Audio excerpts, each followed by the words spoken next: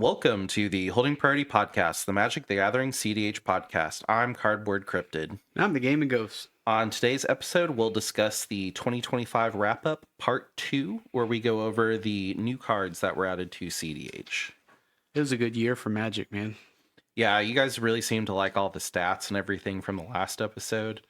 We got some really good feedback, and it's one of those things that I really enjoy doing. So if you're just curious, there is a 2024 one.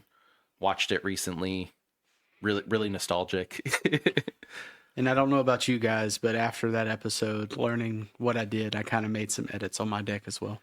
Yeah, I mean, there's no spoilers. There's no like, oh my God, Bowmasters was printed this year, but I mean, still pretty close.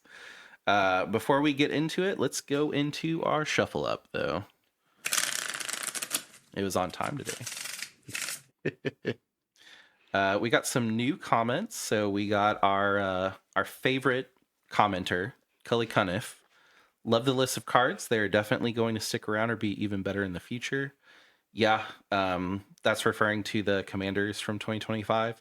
We got a lot of cool commanders, especially with the Avatar set. Like, I think everybody's kind of learning that the greedy mode doesn't work anymore now that Avatar came out. Like, you can't just go, I'm going to push. I don't care what anybody else is going to do. Atali win rate went down quite a lot just because the Atali decks are kind of just like, I'm going to push. And I think we're seeing that either people are like tired of that greedy play style or just the cards in Avatar or a combination of two, you know? So it's kind of cool to see everybody. I'm not going to say that like people are trying to draft again, like after the bans of like Mana Crypt and Jeweled Lotus, but I see a lot of people now that Avatar came out, like really going back to the drawing board, which is cool. Well, I mean, there's some mechanics that are really interesting now. Yeah, earthbending is broke. I don't think airbending is going to get too much, but maybe at some point. It has potential, yeah. I think the waterbending is interesting. I really think it's the firebending kind of where it's at, but and mainly for Azula. Yeah. I mean, especially with the Spider-Man set giving, a little love to that too. Yeah. We also uploaded a short. We ended up getting our hands on the Chocobo bundle. Just kind of trying to revitalize some of the shorts, some of the social medias we might not be great at getting on, like Instagram and TikTok and all that other stuff. We have them, we'll start doing shorts, but we did put the Chocobo bundle unboxing and you guys came out. I'm not going to read all of the comments for that, but Vintage XY said, why do they make such a big box for so little packs? Which, fair. Alaskan Bullworm says for storing other stuff later, which, fair. Pretty much what I do is whenever I start a set, I get a bundle, and then all of the pre-releases and all of the like play booster boxes, I'll put all of those in. And how I know that I've over-invested in a set is if the bundle box gets full and I'm like, oh, I probably bought too much, which Avatar bought too much. I did buy too much of that. For me, all of those boxes end up being bulk rares. So I have like 10 full of bulk rares. And then Nonstop Jacob said, I also got exactly a Traveling Chocobo and Stiltskin. Personally very happy with the forever playable landfall 3-drop in this sweet print. Yeah, the more I looked at it, the more I was happy with what I got. I kind of want to just either Cloud or Tifa, which I know Cloud is like the rare one, or Snapcaster Mage, which one of our friends pulled. So, but the more I looked at, the more I was just like, it's no Vivi, it's no Snapcaster Mage, it's no Cloud, but also like what I got in mind was pretty good. So I had 2 of the boxes. My first one was nothing worth wonder. And then I watched the video of what you pulled and I had exactly the same thing. Yeah. I was like, oh, okay. So that's 3 people that had exactly the same thing. Exactly, yeah. How did you get that first box? Wasn't that your tournament winnings? Oh, yes. From nice. Yeah. Earlier in the year. Always got to brag about having tournament winnings where you just get free stuff. Like, yeah, it was pretty funny. Like, I was like, "This is how I'm paying." And I slid a piece of paper with her with the shop owner's signature and had the amount. She Yeah. was like, "Oh, okay." Whenever I bought my Switch 2, I was like, this is actually my tournament winnings off Hashton. So Yeah. that was cool. That is pretty much it for our shuffle up. I'm not going to delay us too long on getting into the cards. We got a lot to go through. Just a reminder, we do have Linktree. If you guys are checking out these cards and you're picking them up, please use our Linktree link for our TCG Player affiliate link. No extra cost to you. If you don't buy anything, let's TCG Player know that we're sending people to the shop, and maybe they'll start partnering with us a little bit more, sending other brands our way. If you do buy something, even better. Again, no cost to you. Really helps out. And then, like a couple of you guys have done, which is really cool and not expected, we do have a Ko-Fi. So if you're just like, hey, I've listened to these guys all year, I want to get them a tiny Christmas present, or these guys are cool. I really like this episode. I want to give them a pack of cards. Ko-Fi's there. Just send us a donation if you want to. Don't feel like you have to, but you could do recurring. You could do just a one shot. It seems pretty easy to set up. Really helps out. Pretty much every time we get anything, it goes right back into Magic or investing more into the channel. So thank you guys so much. Yeah, we appreciate all y'all. And this one will be a little weird. Since we've already reviewed and talked about all of these cards, I'm not going to do the normal thing where I literally like read the card verbatim, because we've got 40 cards to go through. That would take way too long. What we're going to do is we're going to talk about the card name, and then pretty much we're going to say in so many words what it does and why it's important in CDH. So it won't be word for word. We will go through these a little bit quicker. If you're listening audio and you're like, hey, I don't remember some of these cards, it should be audio friendly, but if you actually like want the card up to read, I would definitely suggest on this episode in particular, if you're not familiar with seeing these cards, might want to watch it on YouTube. But we will say what it does and why it's important in CDH. Just won't read it word for word this time.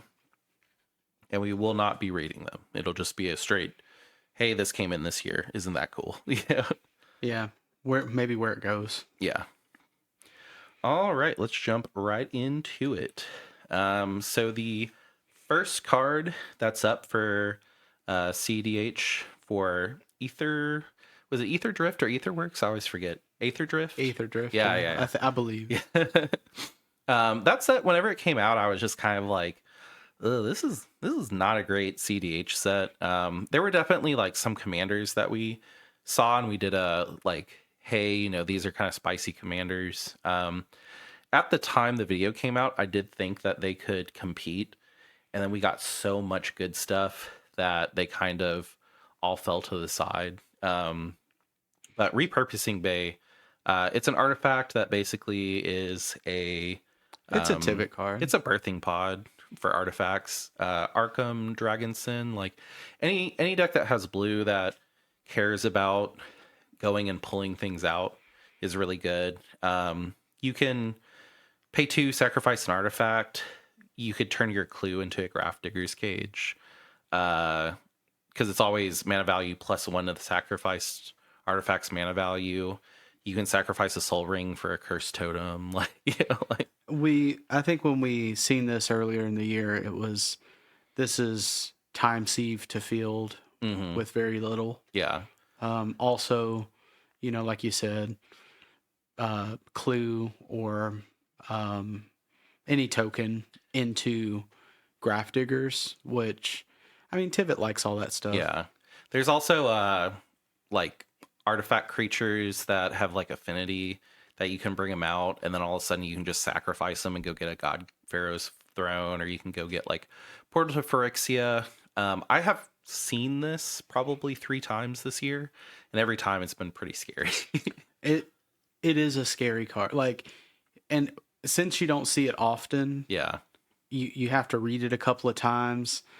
But even then, like, usually it resolves, and then when it does, it's like, oh, this is not great. Yeah, and, I mean, it is slow. It's 4 generic and a blue to go pull a artifact that's +1 out of your deck. But I mean, usually by the time you're playing this, you're either winning with the thing that you're pulling out of your deck, or it's gonna, Mess up the it's flow. God Pharaoh's throne, and Yeah. you just can't play the game anymore.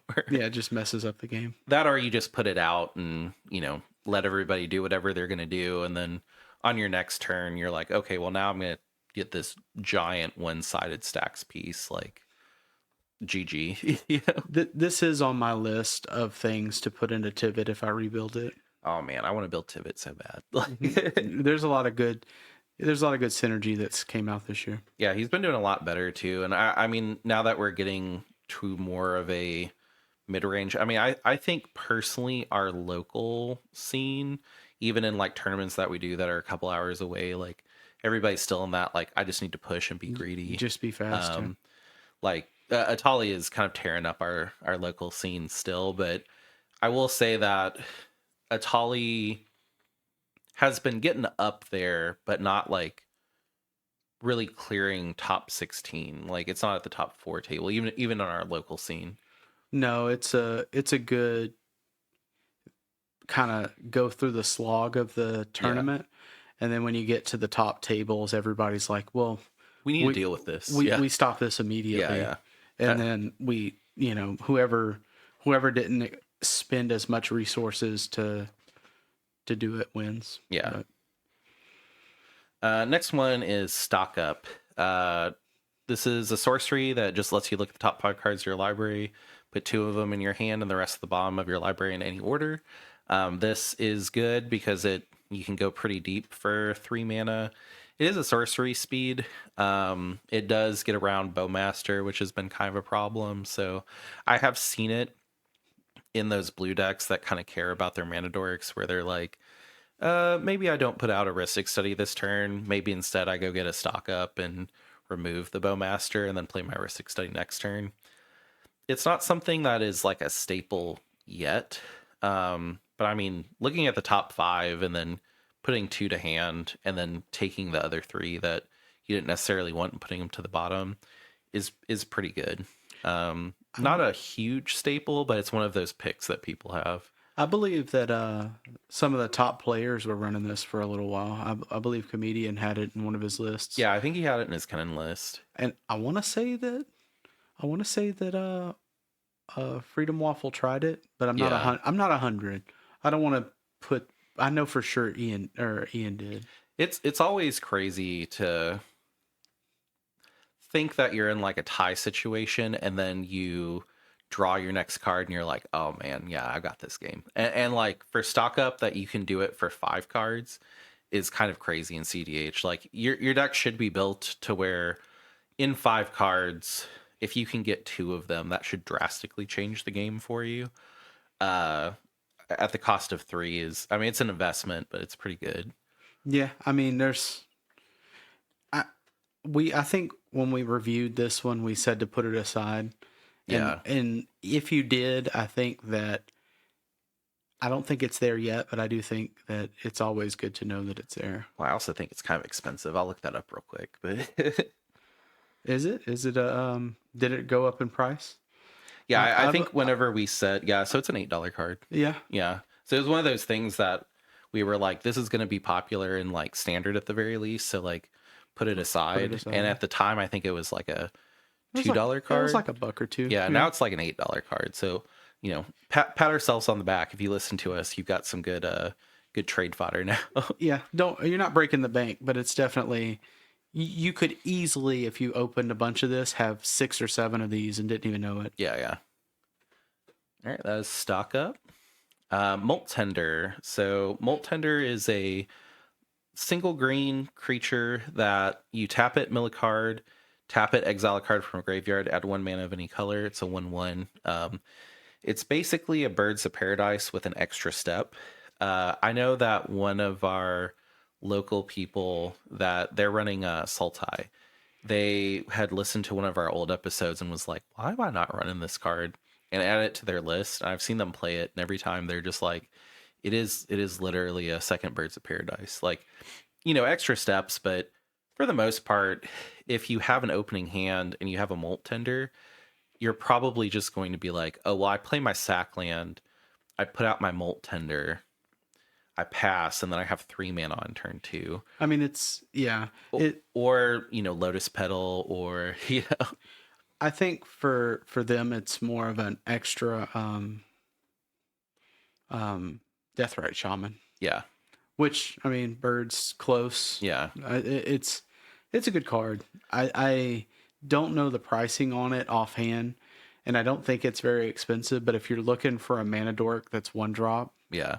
that taps and gets something, yeah, it's easy. And it is one of those things that like it does kind of peter out after like 3 or 4 turns. But I mean, if you can have a one cost mana dork that taps for any color, that's good for 3 or 4 turns. Like And then you can also mill a card. Yeah. I believe the deck that this is being run in is fuck, it's the frog. I can't remember the name of it, but that also yeah, Glarb. Yeah, Glarb. Yeah. So it's So if you don't like the top card, you can send just it away. move it, Yeah, yeah. yeah. But anyway, it's a good card. Yeah. Molt Tender, seen it a couple times. Still say it's good. We were not wrong. Also looks like a cicada. Yeah. Bright Glass Gear Hulk. So this is good in Dogthras, which has been big. A lot of people are ranking it as a top 3 deck now, which, spoiler, I said that. So, not to keep patting myself on the back, but it lets you get up to 2 artifact, creature, and or enchantment cards with mana value 1 or less. Reveal and put them in your hand and then shuffle when it ETBs. It has a 4/4 first strike trample already. So this goes and gets your Candelabra in Dogthras, and then you're like, all right, I'm good. Yeah. It also gets that weird enchantment that I have to read every time. That's like untap a creature. If it's a white creature, untap it again. Or like it's one of those like vintage cards that the wording is so weird. And every time I see it, I'm like, what does that do? And they're just like, it just lets me untap something once a turn. And then like if I pay a white, I can do it twice. And I'm like, oh, that's scary. Like, yeah. Yeah, nasty. Yeah, but I mean on ETB it goes and gets both of those things with Candelabra, if it resolves and there's a Thrasios in the command zone, like you're probably winning. So. Unless you cast it, you're having a bad time. Yeah. But that is Bright Glass Gear Hulk, another one of those CDH cards we've been seeing from Eighth Drift. And this one is just kind of a generic. The Verges were pretty good. So the Verges usually tap for a color and then tap for a second color if you have one of the other colors. So like River Pyre Verge, for example, taps for red, or you can tap and add a blue if you have an island or a mountain. Yeah. So it's a duel that you can't search for, but it's a duel that almost always you're going to have a sack land in your opening hand. And, let's say you don't. You're probably going to go, you have a basic, if you're a 2-color deck, but almost every CDH hand will start with at least a sack land. And if not the sack land, the dual land that you would have gotten anyway. Mm-hmm. I think these are really good for 2-color decks. There were some kind of weird spots in 2-color decks where it's like, maybe I want to run like an island, I want to run a snow island, and I want to run the artifact island. And now most of those decks are just read down to like 1 basic so that you can still have all of your colors. I recently built Niv Mizzet, and the only basic I have is an island, just in case somebody decides to like Blood Moon. Yeah. But I remember when I built Gralnock, I think is the name, the Simic Frog. Yeah. It was like really difficult to build a 2-color land base, and within a year, I feel like most of the lands that I'm playing in a 2-color commander tap for both of my colors, which is pretty cool. Yeah, they've really kind of flushed it with a lot of different lands and stuff that are usable. I mean, this land is usable if you have, islands or the other basic rather. Yeah, I mean, not to spoil too much, but the Verges, the Surveil lands, and then the second City of Brass from Final Fantasy, the starting town, was like huge. It was big. Yeah. I would even say like Miss Rise was kind of up there for a little while. So, Yeah. but I mean, yeah. I mean, it's blue, but I mean, most things are really. Yeah. So I mean, these made a huge difference. So another one of those, like, yes, this did come out in 2025. Hearthhull, the World Seed, legendary artifact spacecraft. I have seen this in a lot of Jund lists just because it's one generic black, red, green. Um, Mostly in people that are trying to run Corvald still, which I do think he is still usable. Um, I kind of, I almost wanted to put together a Corvald list. I really wanted to just play a big dragon. Niv Mizzet won over, but I've seen the things that people that really liked Corvald that are trying to compete with him still are doing, and every single one of those gen lists were running Hearthhall that cared about landfall. So this one, for when you station it for 2, you can sacrifice a land and draw 2 cards. You may play an additional land each turn, and then after it's stationed for 8, flying vigilance haste. When you sacrifice a land, each opponent loses 2 life.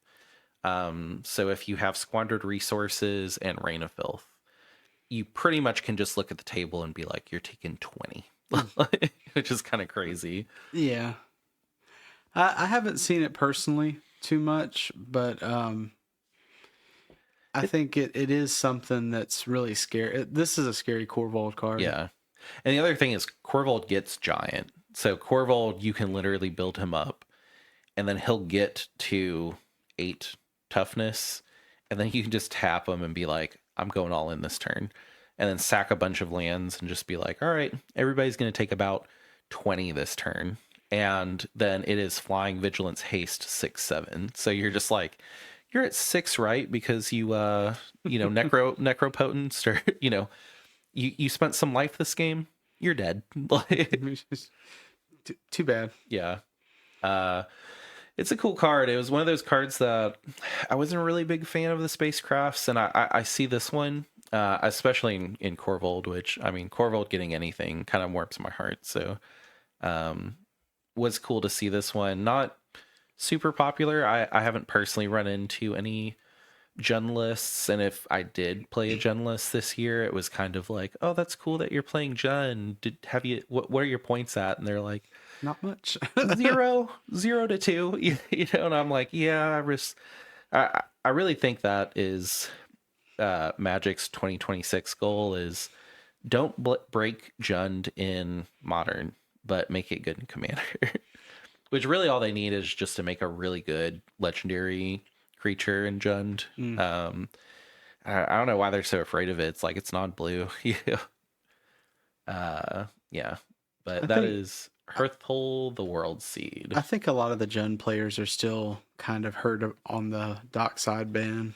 Yeah. I mean, the best thing that Green Red did was pull Dockside to field for the longest time. Like, even in Rocco, I had to completely overhaul my list. And I will say the deck is more consistent.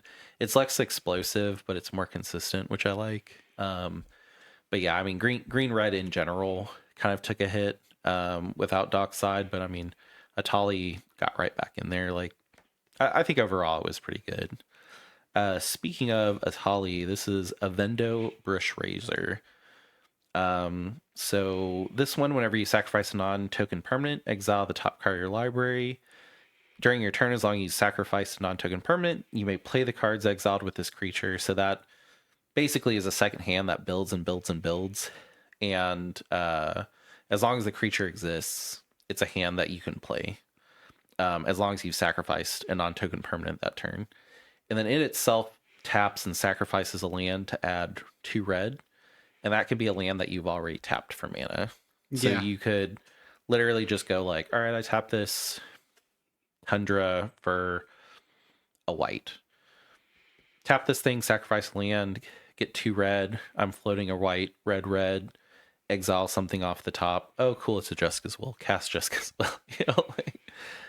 It is one of those things where it's a red thing that does what red does. It makes really explosive turns, and if somebody stops you, you're just like, oh man, I don't know how I'm going to recover from this. But I've seen it played in a couple of Atali lists. Whenever I've built red lists, I've thought about it.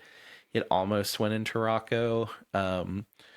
3 is kind of a tall ask for Rocco. I ended up cutting it, but Rocco does combo off 3 cost creatures, Yeah. and this is a mana dork, so it was kind of tough. The reason that this got a cut for me was I didn't want to accidentally not accidentally. I didn't want to purposefully sack my land, and then the top card was Kiki Jiki, and then Kiki Jiki's stuck in exile, and I'm like, oh no. And then if Kiki Jiki's in exile, everybody's gonna go, yeah, let's remove this Avendo brush razor. And I'm like, guys, like Kiki being in exile is terrible. Like if you guys kill this and it's just gone, like my plan is kind of done. And then everybody will be like, no, we need to remove it. And then everybody will focus on removing it. And then the person that's like, yeah, I don't have anything to remove it. Once those resources are spent, we'll be like, all right, it's my turn. I'm going to win. Yeah. It's like, here's a silence. Yeah. That's not really necessarily the case in Atali. I don't think Atali really cares too much about any card in his deck. I mean, if you exile a Squee, great. If you exile a food chain, oh no, I'm just going to go get somebody else's food chain. Yeah. They always have backup of Cloudstone, E-Witness, Lightning Bolt 2 with Sticker Goblin. So, This yeah. this isn't one that I've seen personally too much. However, I couldn't tell you what Atali's board looks like when Atali goes off. So it's definitely one of those things that, this is a 3 for next turn, getting at least 3 mana, Yeah. maybe 4, because you play the land this turn, play the land next turn, sack it. I've So- also seen somebody live the dream of Mountain Soul Ring, turn 2, miss a land drop. Or no. Mountain Soul Ring, play this thing, sack a Lotus Petal for something else, reveal land on the top, play the land for turn. And they're like, oh, thank God. Yeah. I mean, it doesn't work with treasures, of course, that'd be busted, but I've seen it hit lands because it's play, not cast, so it's been kind of nice. But have I seen this every tournament? No. Even playing 5 rounds with, what would that be, 15 other people? Hopefully. I mean, unless it's the one that we went to and you were in 33% of my matches. But, Yeah. yeah. Yeah, that was pretty miserable. That was rough. Yeah. But I've maybe seen it 3 times this year. So it's there. It's good. It's just very specific. And that is Avendo Brush Razor. This is one of the ones that I'm kind of most excited for. Tezzeret Cruel Captain, 3 generic. Basically, whenever an artifact controls enters, put a loyalty counter on Tezzeret, and then for 0, untap target artifact or creature, which you're almost always trying to live the dream of Mana Vault, tap Tezzeret, untap Mana Vault. This is in so many decks right now. Yeah. This has become a staple for quite a few decks. And it's colorless too. Yeah. I mean, I believe Lumra runs this. I've seen if you're using Urza, this is probably in there. You can also -3 it and go pull your Lion's Eye Diamond out of your deck. So Underworld Breach decks like it. It was in Hashaton for that exact reason of I can live the dream and Mana Vault, Tezzeret, untap Mana Vault, do something else, have a Mana Vault every turn. Also the dream of play Tezzeret, go get Lion's Eye Diamond, have Hashaton on the field next turn, Lion's Eye Diamond, get a Consecrated Sphinx right away. Like it has a lot of cool synergies with a lot of decks. I even had it in Rocco for a little bit because I was just like, 3 generic mana every turn, yes please. I mean, I looked at this for Kennen as well. I the Canon is so like refined, but Yeah. I do believe that this is almost there, and I wouldn't bat an eye to a deck that is running it. I'd been like, that makes sense. You The know, only thing that kind of takes this back is the ultimate's bad. The ultimate is at the beginning of combat of your turn, put 3/1/1 counters on target artifact you control. If it's not a creature, it becomes a creature. If it had an artifact that was like, if it had an ultimate that was busted, I think tons of decks would play this. yeah, The other thing is, whenever we reviewed it, it's whenever an artifact you control enters. So it's not a non token artifact. So this and Cabbage Man just like blah, blah, blah, blah. yeah. So it's good that the ultimate is not great. Yeah, You know? is mid. Yeah. But I mean, you don't really care that much. I mean, your -3 is to go get zeros, Yeah. which that's I'm excited about the untap, obviously, for because in Kennen you run Mana Vault, Grim Monolith, and Basalt. Yeah. However, the 3 to go get a Mox Amber, that's still really good for me. I mean, stack stacks, -3, go get a Graph Digger's Cage. Great. Yeah. Like, Yeah, yeah. one or less. Yeah. So I mean, you you even get a get Soul Soul Ring Ring. off Yeah. of it. Yeah. I mean, it's good. Honestly, the reason I took it out of Rocco was it was the whenever it resolved, I was immediately a threat. Everybody was just like, he's got so much mana. He's got Rocco next turn. And I was just like, I always have Rocco. Like, like Yes, this isn't anything new. yeah. Like, you guys can kill it. I don't care. But it was just free. It was Mana Vault free.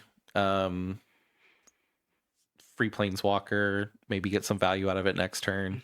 Usually people would just go, oh, hey guys, we need to kill this. And I'd be like, well, I'm not going to block with my Mana Dork. So, like, go ahead. Yeah. I didn't pull this one, but this is on my list of things to kind of pick up as a single, just because I don't know where it's going to go, but this is a strong card. Yeah, I mean, every deck that I build, I'm always like, can I put Tezzeret in here? And, like, whenever I built Godo for a little bit, Tezzeret, great in Godo. Godo, surprisingly good as a colorless deck. Yeah. Yeah. But yeah, I mean, Tezzeret, I think he's going to stay around for a long time. Oh, forever. Yeah.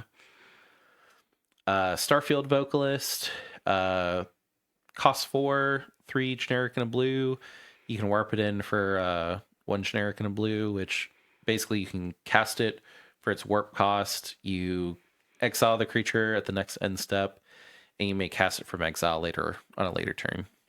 If a permanent entering the battlefield causes a triggered ability of a permanent you control to trigger, that ability triggers an additional time. So it's been really fun whenever a Tali accidentally hits this off somebody else. I mean, I've seen Atraxalis come back because of Starfield Vocalist. I've seen, semi-blue just be like, okay, for 2, I'm going to do this. And then I'm going to sneak attack in this really stupid thing that has a stupid ETB, and I get 2 of them. So, like, 3 mana to have 2 of a crazy... Well, I mean, could be an Atali trigger in some... two Atali triggers. This thing has been interesting. It has a big butt. It's a 3/4. I think the only thing that is stopping this from seeing more play is when you look at this and you look at Displacer Kitten, it's kind of hard to say like Starfield Vocalist is better than Displacer Kitten. But I mean, it's been a really popular card. Like, I've seen it in quite a few lists this year. I haven't seen this much in tournaments. I do like the warp mechanic. I thought it was really cool. There's a white card that does it as well. That's pretty cool as well. Yeah.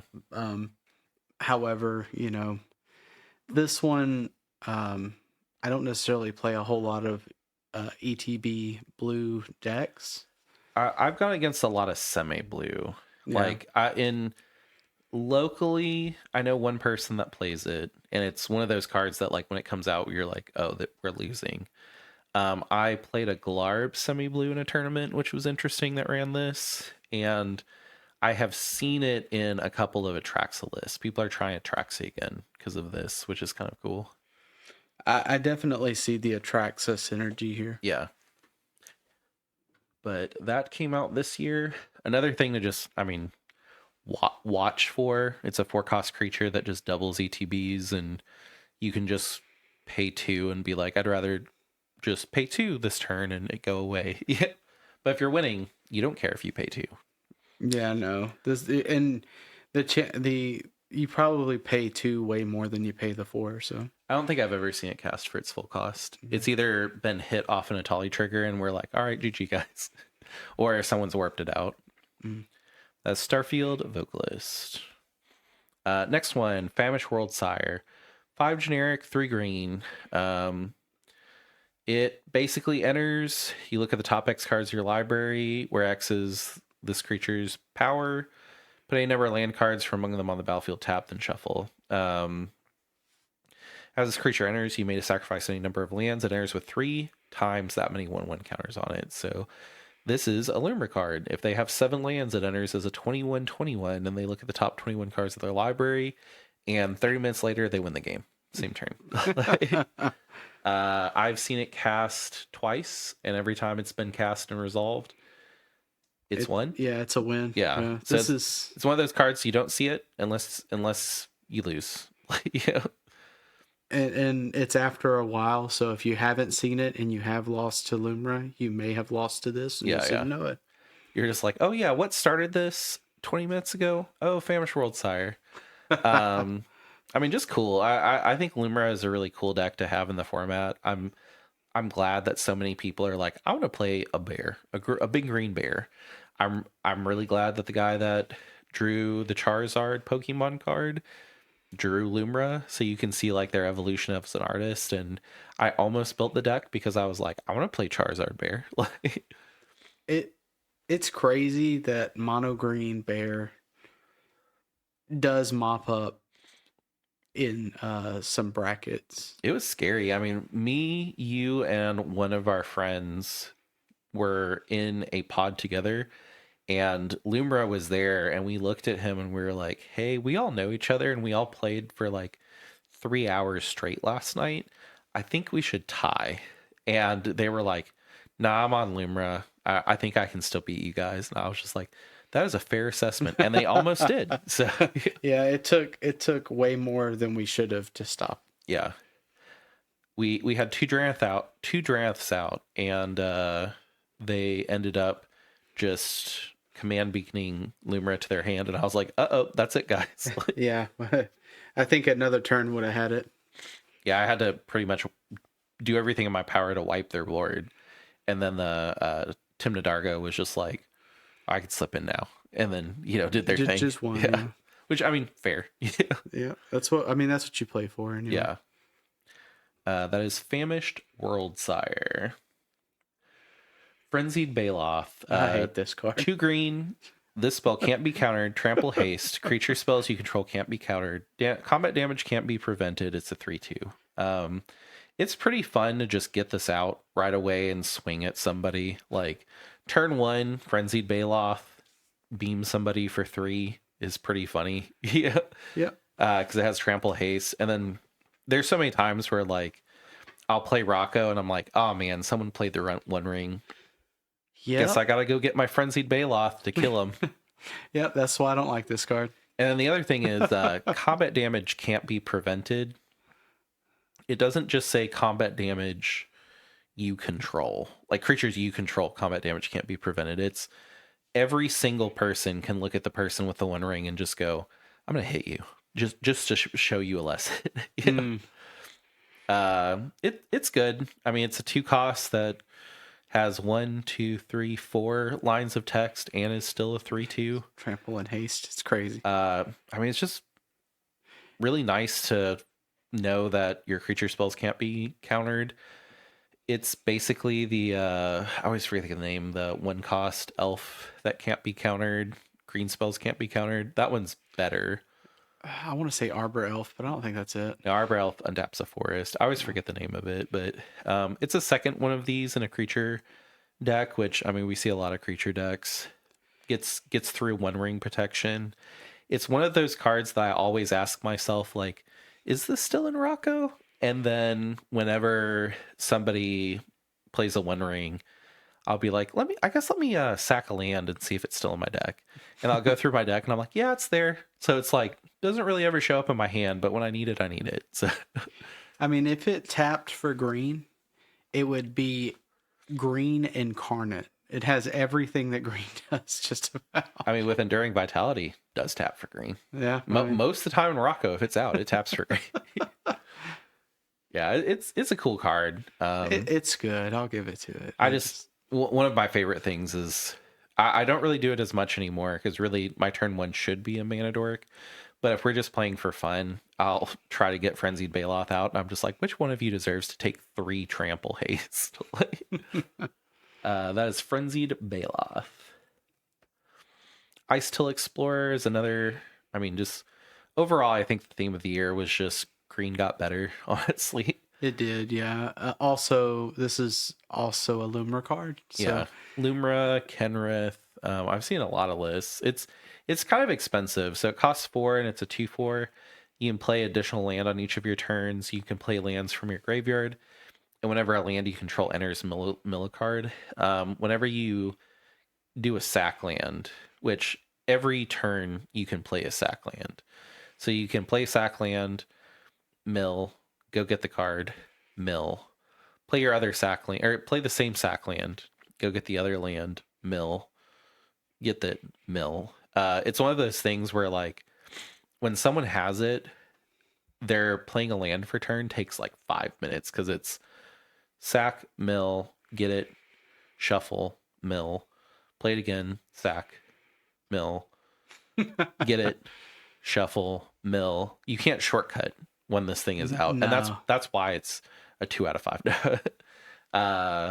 But yeah, I mean it's pretty good, especially I mean Kenrith can reanimate stuff. That's why it was in this person's deck. It was kind of a spicy pick for them, but like it put in a lot of work. I remember it was out for like 2 turns, and I was like, guys, we need to kill this thing.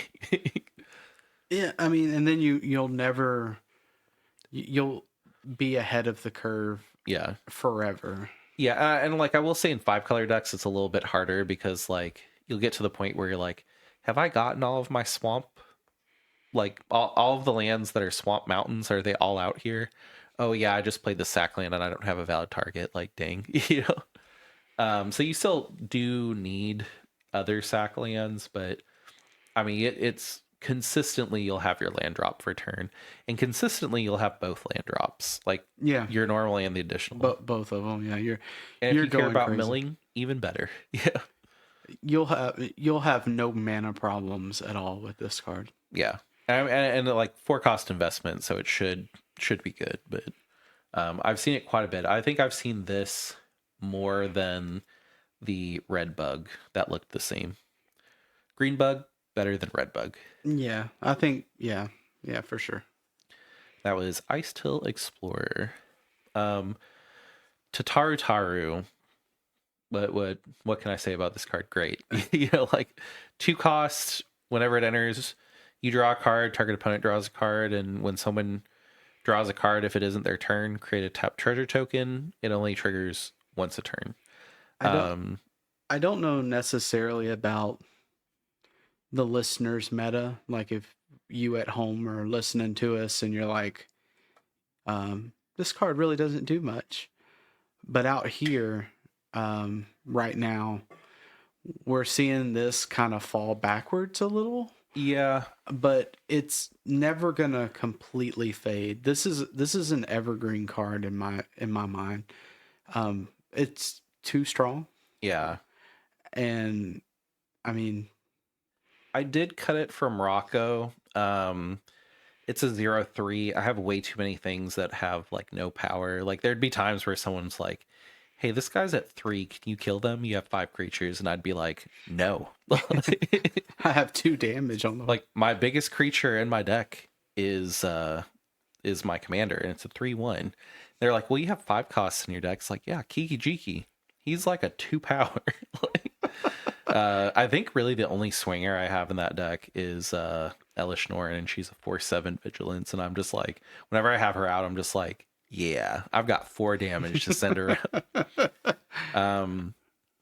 It too often people kind of figured out like, Oh, I won't draw one ring on anybody else's turn. I'll just do all of my draws on my turn. If someone plays a fish or a Ristic, you can kind of keep up with them. That's kind of what Taro does. But I mean, we've seen Ristic just get out of control where it's like, well, yeah, I mean, I made 3 treasures on a turn cycle, which is cool, but now I can't cast Rocco because you have every counter spell in your deck in your hand. Uh, I still think it's good. I still think it's better. I'm always happier to see this than Smothering Tithe. I know in the episode that we reviewed it, there are some people that were like, "Oh wow, that's a hot take that Tatar is better than Smothering Tithe," and it's like, out of context, yes. Like if I could cast both for free and have both for free on the field, Smothering all the smother time. every time. But every time I see Taro, I know I'm not going to have to fight over it. No, It's a 2 cost, so it's happening. It replaces itself, and usually the target opponent draws a card. No one ever really declines, and the person that's like fourth or is in like a bad spot, you can actually go like, "Hey, I have identified that you're like way behind. You're in blue. You could get some counter spells. Here's some good faith. Like draw a card, get back in the game. Help me stop these guys." yeah, no. I think I understood what you meant when you were like, I think it's better than Smothering. Yeah, What it is it's more castable than Smothering. yeah. Smothering, you have to have for it to be really relevant. You have to have like the dream of Chromox and a white card in hand with Smothering Tithe and a mana vault. Well, also a counter to back it up too. Well, Like, you're yeah, talking turn one. Like yeah. turn one Smothering Tithe way better than turn one Oh, if I have a free counter and someone's playing a Smothering Tithe, for for I'm sure. effing my hand to fix it. Yeah, like But I mean, for Taro, the value is always there. It's always going to be a good valued card. yeah, It's also a Timna deterrent. yeah. So Timna can't get through. Timna has to jump through another hoop, which is really good.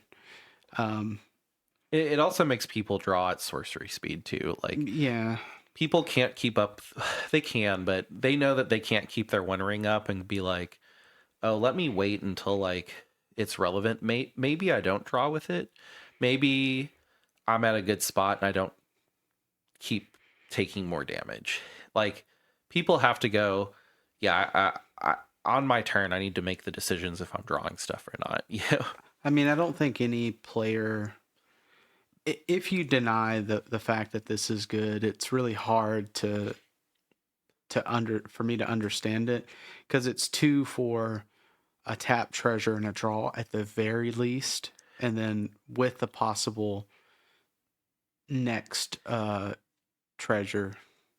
They did make sure that it couldn't be abused because I run Annie joins up in Rocco that doubles legendary triggers, and I was like, oh great, I'll get two treasures, and I Yeah. was like, oh wait, no, it would trigger once, and then that's it. You Yeah. can copy that trigger to get 2 in a single turn, but you can't ever trigger it twice. Like it will, even if you trigger it twice due to like an enchantment, it'll see that it's already triggered and it won't trigger again. I mean, But it's yeah, I mean good. it's two for a 0/3 legendary blocker that replaces itself and gets a treasure. Like, It's definitely not good as your commander. yeah, I mean pretty much the only good mono white deck is Heliod for Heliod Walking Ballista Or Oswald. or Oswald Fiddlebender. Yeah, Forget Oswald. yeah, Oswald is terrible. yeah. It's great. Oswald's terrible. Don't play it. It's yeah. I don't want to see more of this. Yep, that was Tatar Tara. We're kind of getting into the Final Fantasy. I will say that the Final Fantasy, even with everything that's gone by this year, once I saw that we were getting into the Final Fantasy cards, I was like, oh yeah. Like, The Final Fantasy didn't just shake it. I think it like demolished it. It was like, this is all these crazy good cards now. And then I the think next one wasn't. Avatar will have a similar effect. Oh, for which sure. Yeah. I knew Avatar was going to be big. I would not have looked at this year and gone, we will have 2 giant sets that will shake up Shake the CDH. format. Yeah. as much as each other in different ways. Yeah. I mean, just the number. I think that Final Fantasy.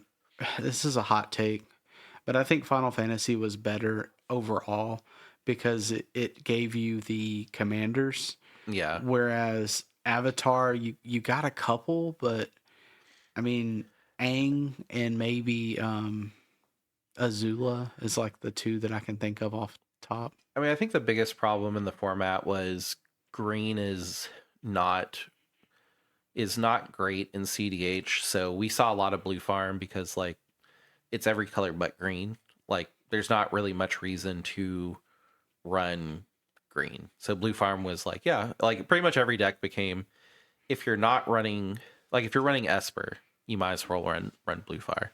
If you're running Jeskai, you might as run blue farm. Like every combination of no green,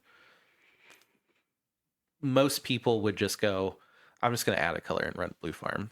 And now there's an actual decision of maybe I do want green, maybe I don't play blue farm. Like it is still probably one of the best decks in the format, but like, you know, I'm not running into a table that has 2 blue farms at it very much anymore, which is really nice. No, I think in the last tournament we went to, there was only maybe 3 or 4 total. Yeah, I only played 2 the entire tournament. Yeah. Which, I mean, it was like a 30-something person. So Yeah. that's saying something. Yeah. That is Tutaru Taru starting our Final Fantasy. Cloud Midgar Mercenary. So I laugh at this one because when Cloud enters, search your library for an equipment card, reveal it, put it in your hand, and then shuffle. As long as Cloud is equipped, if an ability of Cloud or an equipment attached to it triggers, that ability triggers an additional time. This was a card that we looked at and we were like, man, this is a really good like casual Voltron commander. And he's actually good in CDH because when he ETBs, you go get Skull Clamp. He's a 2/1, so you Skull Clamp him and you get 4 cards. So like Cloud exists to die. like 4 cards. yeah. You just go, oh hey, Cloud, if I kill him, like he enables himself to die, and then he becomes 4 cards, which is kind of funny. I mean, and then also if you can live the green with like Bowmaster, every time a Bowmaster comes out, you can just be like, ooh, get it? Get it? Yeah, Get it? yeah. Start sacking them. Yeah. That's it. That's all I have to say about Cloud. There's no deeper No conversation there. Not necessarily. I ran Ezio and Luris, and this was always really nice to see in my, mainly because it's Cloud, but yeah, it was just a cool combo. you can run it in a Luris deck because the combo is two or less. And it's just funny because you know Cloud dies to Skull Clamp. Cloud becomes 4 cards. Like that's all I have to say about him, really. I will never get this right. Luicio's Sacrifice instant. As an initial cost to cast the spell, sacrifice legendary creature or pay 2. Counter target activate ability, triggered ability, or non-creature spell. I always love when Sisei puts a search on the stack and they're just like, all right, Sisei search, and they grab their decks like, no, you gotta pass priority. And they're like, well, where are you gonna do, stifle me? And you're like, yeah. They're like, what? I mean, same thing with like Basalt, you know, Ken and Basalt. They're like untap, and it's like, I'm gonna stop that untap. It's like, well, that sucks. Pass. Yeah, it hurt my feelings once or twice. I've had a lot of fun with this card. I mean, it's no trick bind, of course, but I've had interesting. This was a card that like I thought it was good whenever it first got revealed, and I've been able to have some like kind of interesting conversations at the table with it. I've seen a lot more people running it. There's been times where people will be like, hey, I have a pact. If I cast it, I'll die. So let's draw. And I've been able to go, hey, how about you cast the pact anyway, and I'll stifle the trigger that causes you to lose the game. So you can still stop this guy, and you won't have to pay the pact and die. We can all keep playing, and all I'd lose is a card and, you know, maybe a legendary like token from Hashton. And there's been times where I've had the pact to stop somebody, and they've been like, I've been like, hey, you know, where I'm at, I kind of just want to tie, honestly. Like, would you guys accept it? And then they're like, no. And I'm like, cool. Looking at sacrifice in my hand, I'm just like, I'm gonna cast the pact anyway. And they're like, you'll kill yourself to stop me. It's like, Oh well. yeah, you should have taken the tie. And then they're like, well, maybe I'll take the tie now. And then I'm like, let's still accept that tie. or they're just like, well, if you want to kill yourself to stop me, go ahead. And then they'll be all like butthurt, and then someone will go, and I'm like, all right, pack trigger. Luxio's sacrifice. Instead of paying 5, I just play 8 blue.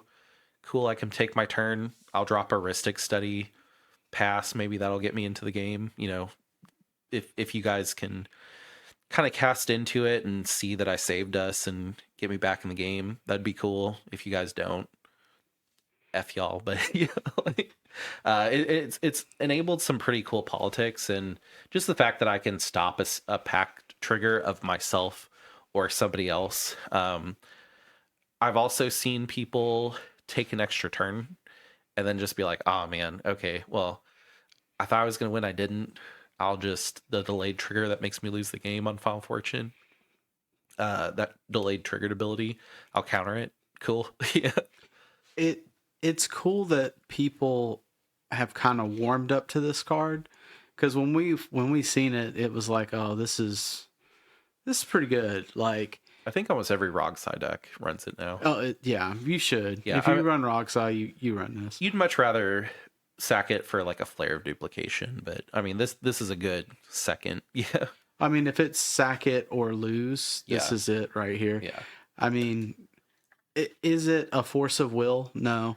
The thing that's cool about it is it's counter the spell. It doesn't give any upside to the other player. So it's not like you get a bird, you don't get 2 treasures. This is, just straight out counter the non-creature spell. Yeah. Cool. And also too, like, what do we always have on the field most of the time if we're playing Commander? A legendary creature. Like, when it comes to, do I sack Hashaton or lose the game? That's a pretty easy thing. The other thing that's kind of cool about this is I've been at a table and someone has tried to Thassa combo out, and I can hold my counter and go, hey, you guys need to deal with this. I'm not going to deal with the Taint Pact. And then everybody's like, man, I guess I gotta pact it. Like, if it's that or lose. I never said we were losing. I just said, like, you guys have to deal with the Taint Pact. Or, even better situation, the Thassa player takes all of their library away. And then I've seen it, yeah. You're like, okay, well, now that we're back to the Thassa ETB trigger, I'm actually going to counter that trigger. Cool, we don't lose. It's good just because you can always sandbag it, so everyone else can take care of the Taint Pact and fight over it. But you can also just be like, okay, well, I'm confident in the fact that we're not going to lose. I would not like to sack my commander, but if it's sack my commander or lose the game, like, that's an easy decision. Yeah. No, I was just thinking about one of the games I played where it was like Thassa, ETB on the stack, consultation. I'll flip my library, win the game. I'm like, whoa. Well, no. Yeah. Trigger on the stack. Yeah. Boom. Yeah. And they're like, oh, well. Yeah. It's over for me. Yeah. I mean, it's not as good in that situation as an Angel's Grace, because Angel's Grace has split second, but like, still really good. I mean, if it's more playable than Angel's Grace. Usually the person trying to Thassa out, you can see them like tense up and be like, all right, Tainted Pact? Yes. And they're like, you're like, yeah, I mean, I guess you get it. And then they're like, all right, trigger back on the stack, I win. And it's like, nope. No. Trigger on the stack. Pass priority. Yeah. Yeah, no, it's... And just for that interaction, I think it's really good, just because I think that it's really nice to have those quick Thassa games kind of pucker a little bit when they're trying to win. I also don't think I've lost to Thassa in a while. No, Thassa's kind of... Like, Underworld Breach is the main combo that Blue Farm tries now. Like, Understandable. Thassa's is a desperation play. Like sometimes it gets through and that's cool. But yeah, Nah, no. yeah. I mean, I really like this counter. That is Luicio's Sacrifice. I was gonna say Luoxus. Someone that plays that game, I think it's 16, told me how to pronounce it, and I'm sorry I forgot. I do think it's Luisio. It might be pretty close. This is fire magic. This one I've seen from time to time. Green has been kind of a problem lately, and it's nice to have an instant speed that kind of resets the board, especially if you're not in green. So the cool thing about fire magic is it costs 1, and for 0 you can just deal a damage to every creature. So for 1 at instant speed, you deal 1 damage to each creature. Sometimes that's enough to just reset all the value. A lot of the like really strong mana dorks like Bloom Tender, most of the green elves, they just cost 1. Let's say somebody dropped a Marvin and there's a Bloom Tender that's on the stack. You can fire magic, uh, you know, Marvin away for 3, which 3 is kind of a lot to hold up just to clear the board. But for the most part, an instant speed 3 cost, deal 2 damage to each creature will clear the board. Like it kills Timna, it kills a lot of things that are relevant. It doesn't kill Taro, but and then let's say you just have a bunch of mana for some reason. For 6, it deals 3 damage to each creature. So like the options are good. There are other cards that do this better, but they don't have the amount of options. So it's been cool to kind of see this played where people are like, yeah, if I can for 1 help the table and get rid of a whole bunch of mana dorks, cool. If I have to pay 3, regrettable, but also fine. Yeah. I mean, it also hits your Bowmasters too. Yeah. Like as a Kennen player, I feel like this card you shouldn't run it. Yeah. As a Rocco player. As a person that plays all of the tap for green elves, this is terrible. What is Badger Mole? It's a 2/2. What is Cabbage Merchant? It's a 2/2. Yeah, I mean, it's good. I mean, this is one of those things. It's we'll see it more now that Avatar has come out. Once it's out, it's pretty good. Yeah, I think a lot of people might see this and be like, I haven't seen this. Like, why is it on the list? And I've been looking at lists, especially Frenzy at the Falls. A lot of people tech this in for Cabbage Merchant and Badger Mole, Kennen, all that stuff. It's here. So, yep. And if you run it, you're a bad person. Yep. That's fire magic. No, it's good. Opera Love Song. This one will be real quick. There's a lot of Storm decks in the format now. Ral is one of them. The fact that for 2, you can exile the top 2 cards of your library. You can play those cards until your next end step. Pretty good, especially for 2 at instant speed. Yeah, I personally, when Ral starts going off, I don't really know all of the spells that have been cast, unfortunately. Yeah, I mean, really, I'm sure I've seen this. Is Ral on the board? Did they cast Jessica's Will? Did we let it resolve? I don't care what else they're casting. Yeah, We've lost. We're done. Yeah.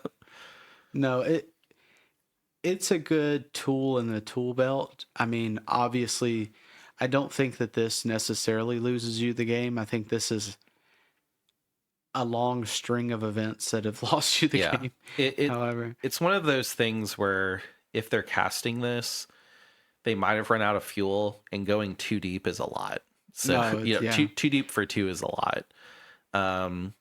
Vivi ran it, Raul runs it. I mean, those Storm decks will always run it.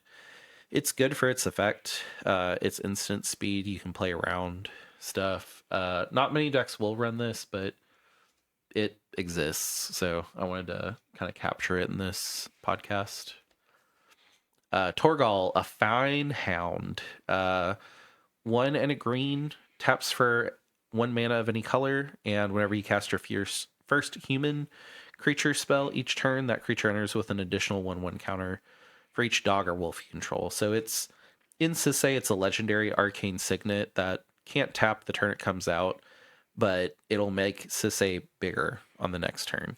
2 bigger. Yeah, Um, because the green and the 1/1 counter. this card is good in Sisay. There's not really another. I don't really see it being played in many other decks. However, Sisay likes the legendary. It's solid. There's not really.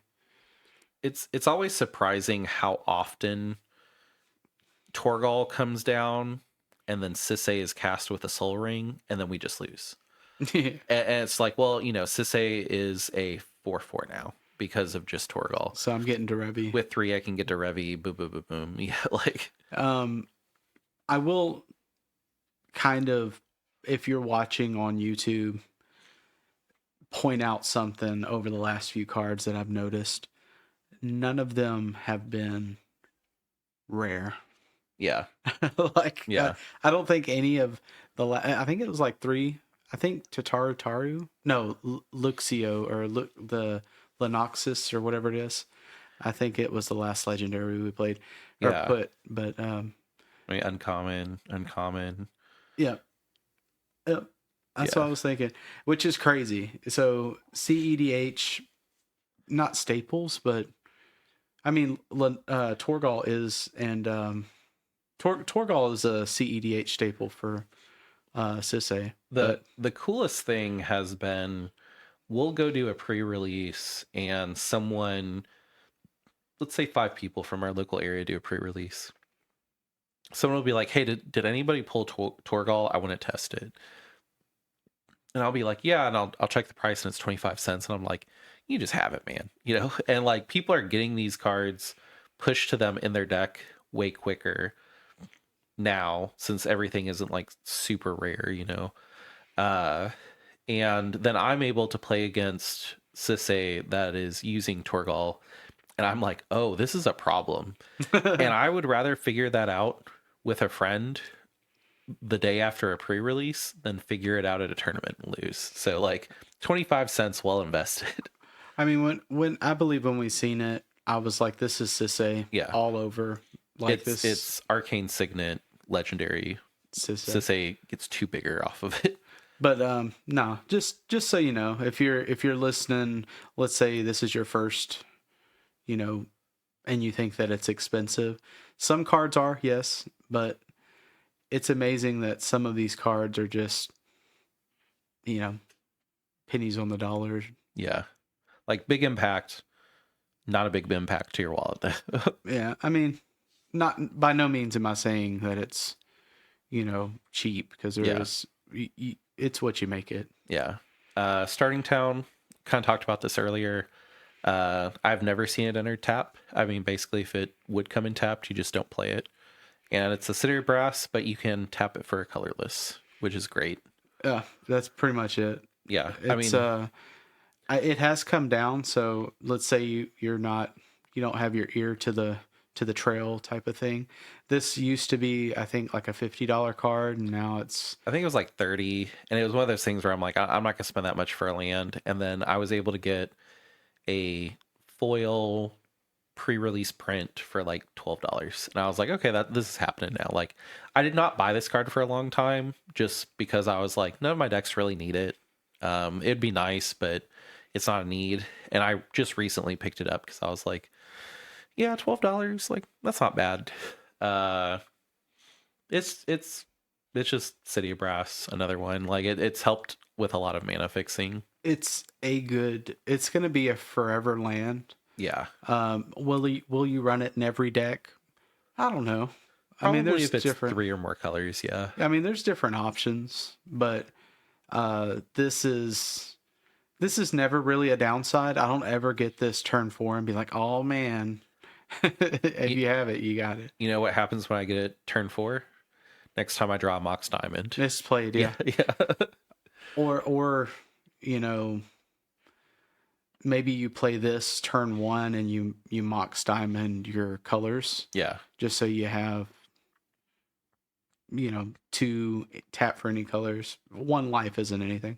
Yeah, I mean, turn 4, I don't think anybody's on that, like, oh man, every mana counts, at that point. So I've never seen it played tapped, but I would not be, if I if I draw this and it just wouldn't be a land drop, I'd be like, yeah, sure, I'll play it tapped. That's fine. Like, Yeah. I mean, it's a good land. yeah. Nothing to say about it other than it's It's, City Brass. I Yeah. mean, probably one of the better lands that came out this year. Yeah, for sure. It's one of those things that it's just so simple. There's not much to say about it. Deadpool trading card. I'd honestly forgot that this came out. Whenever I was going through, it just seems like something that's been out so long that It shook a lot of stuff. yeah. I mean, Sisei runs it because Sisei can kind of do some silly things by trading text boxes with Deadpool. It's been fun to just be like, hey, I don't like your commander. Your commander's just gone. Like, Every time this comes out, it just messes up somebody's whole game plan. yeah. And then Tim Nadargo wins with it. Oh, yeah. Yeah, like, which is crazy. So, I mean, it's a good card. I think it's funny that every time I see it, this is one of those cards where you're like, it is Deadpool. yeah. Like it embodies the card or the character that it's trying to be. Yeah. They did a good job. Yeah. I mean, not much other than that. Draw like one of your French cards. Yeah. Yeah, not much to say about it. Just it's a 4-cost Rakdos clone, basically, but it's a better clone because it just steals the text box. So. Yeah. And then it takes away. So, like, back in the day, back in the old times when I played, you ran clones to kill other legendary creatures because the legend rule was not just on your side of the board, it was everybody's board. So, like, back in old school ADH times, if 2 Kinnan players were at the table, they'd be like, I don't know if I want to cast my commander first. But you'd use clones in standard to kill legendary creatures of other people 1v1. That was back when Littlefoot found his first tree star. Yeah. And that's what Deadpool does. Deadpool does that as a clone. It's if you get if you play CEDH, I'm sure you've gotten Deadpooled before. Yeah. With Kennen, everybody loves to take, and it just hurts my feelings. Back in my day, planeswalkers weren't necessarily legends. And you could only have, let's say there was a Sorin planeswalker and someone else wanted to cast a different Sorin planeswalker. Nah, he was Sorin. You couldn't do that. It's kind of funny. It's kind of funny. I've had that same conversation at least 2 to 3 times. I'm like, my Tezzeret is legendary, right? So Yeah. if I use the mana from Delighted Halfling, it is uncounterable. Yeah. And you're like, yeah, duh. It I'm like, seems I it forgot. seems like a fever dream. Like whenever I like think about that stuff, I'm like, was that real or was that like just a weird dream that I had? But No, this card is good. Yeah. I mean, I want to say it's going to be for Evergreen too. It's going to be one of those cards that it's a Rakdos card. yeah, it gives a clone to Rakdos where they wouldn't necessarily have a there. I mean, there are like flash, like whenever a creature dies, you can flash out a creature and it becomes it. But this is the easiest clone to use in those colors. It's the most usable I've seen. And it's really good. Yeah. That is Deadpool trading card. Chameleon. This is real quick. So it's a 4-cost that is a clone, but it keeps its name as Chameleon Master of Disguise. So it's kind of like Sakashima. Clark Sakashima's running it just because. Why not? Why not? That's all. That's all I have to say about it. It's a 4-cost clone that keeps its name. It's similar to Deadpool as Yeah. far as you can clone something and have the same something on the board, I guess. I mean, it's also playable because it's 3 generic and a blue, so it's not like 2 generic and a blue. Yeah. Just cool. That's all I have to say. Lady Octopus, Inspired Inventor. I almost regret not putting her in the commanders for 2025 because I've seen a lot of new decks with her. What do they do? Will they stay around? I don't think so. I don't know. I really want them to. Yeah. Like, I want this to be great. Every 1-drop legendary creature, I'm just like, you could start the game with your commander on the field. Like, I want that to be good. I want Grand to be great. Yeah. No, I think that it's very interesting. The the problem with mono blue though is certain closes. Yeah. Um, I, And the thing I keep coming to is why play this over Giora? I know Giora is a put and this is a cast, and Giora is, I believe, a 4, so you can get this out way quicker. And like that might be the answer, but well, Giora uh, is also is it? Huh? yeah, so you get an extra color, which is another reason like why not play her. But Yeah. it's cool. I've seen a couple of decks with her. There's recently an online tournament that if you're in the Discord, I posted it. I just like posting the streams. I don't necessarily watch them, but I like putting the streams in there just in case I have a slow day and I'm like, I'd like to watch some CDH. I'll throw it on. Did it win? I don't know, but I saw it a couple times and I've seen it a couple times. So people are trying to make it a thing. Um, it's just really cool. What it does is whenever you draw your first or second card, put an ingenuity counter on Lady Octopus, tap it, you may cast an artifact spell from your hand with mana value less than or equal to the number of ingenuity counters on Lady Octopus without paying its mana cost. Yeah. Cool. Yeah. I mean, Player turn 1, turn 2, tapper, free soul ring. Yeah. if they come out with a solid, artifact that wins the game very easily, Yeah. this is probably going to be up there. Yeah. So I think this will always be something you should have in your mind somewhere, that this is a thing. It's just a good card. You could tapper and play Lotus Petal for free. I didn't think about that. Yeah. Pretty good. Chrome Mox, Okay. free. Mox Diamond, free. Yeah, you can just tap it. That's good. That completely changes my idea on this. Oh, Lion's Eye Diamond. Tap it. Free. My God.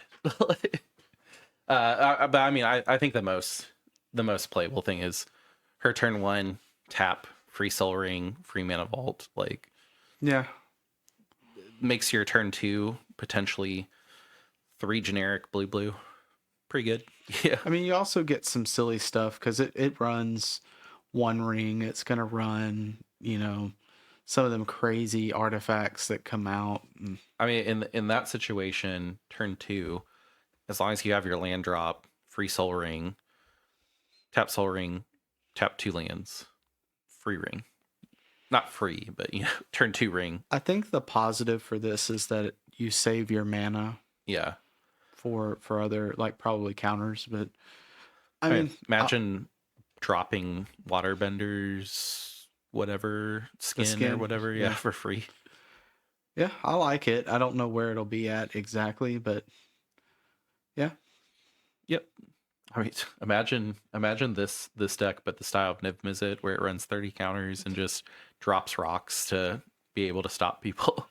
Yeah. How do you win? Don't know, but Yeah, I'd have to.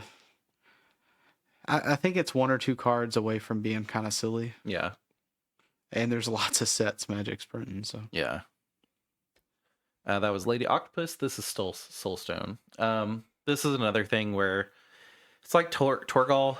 It's a legendary that has a black pip in it, and it taps for a colored mana, which Sisay likes. So it's a 2-drop rock that adds to Sisay, taps for black.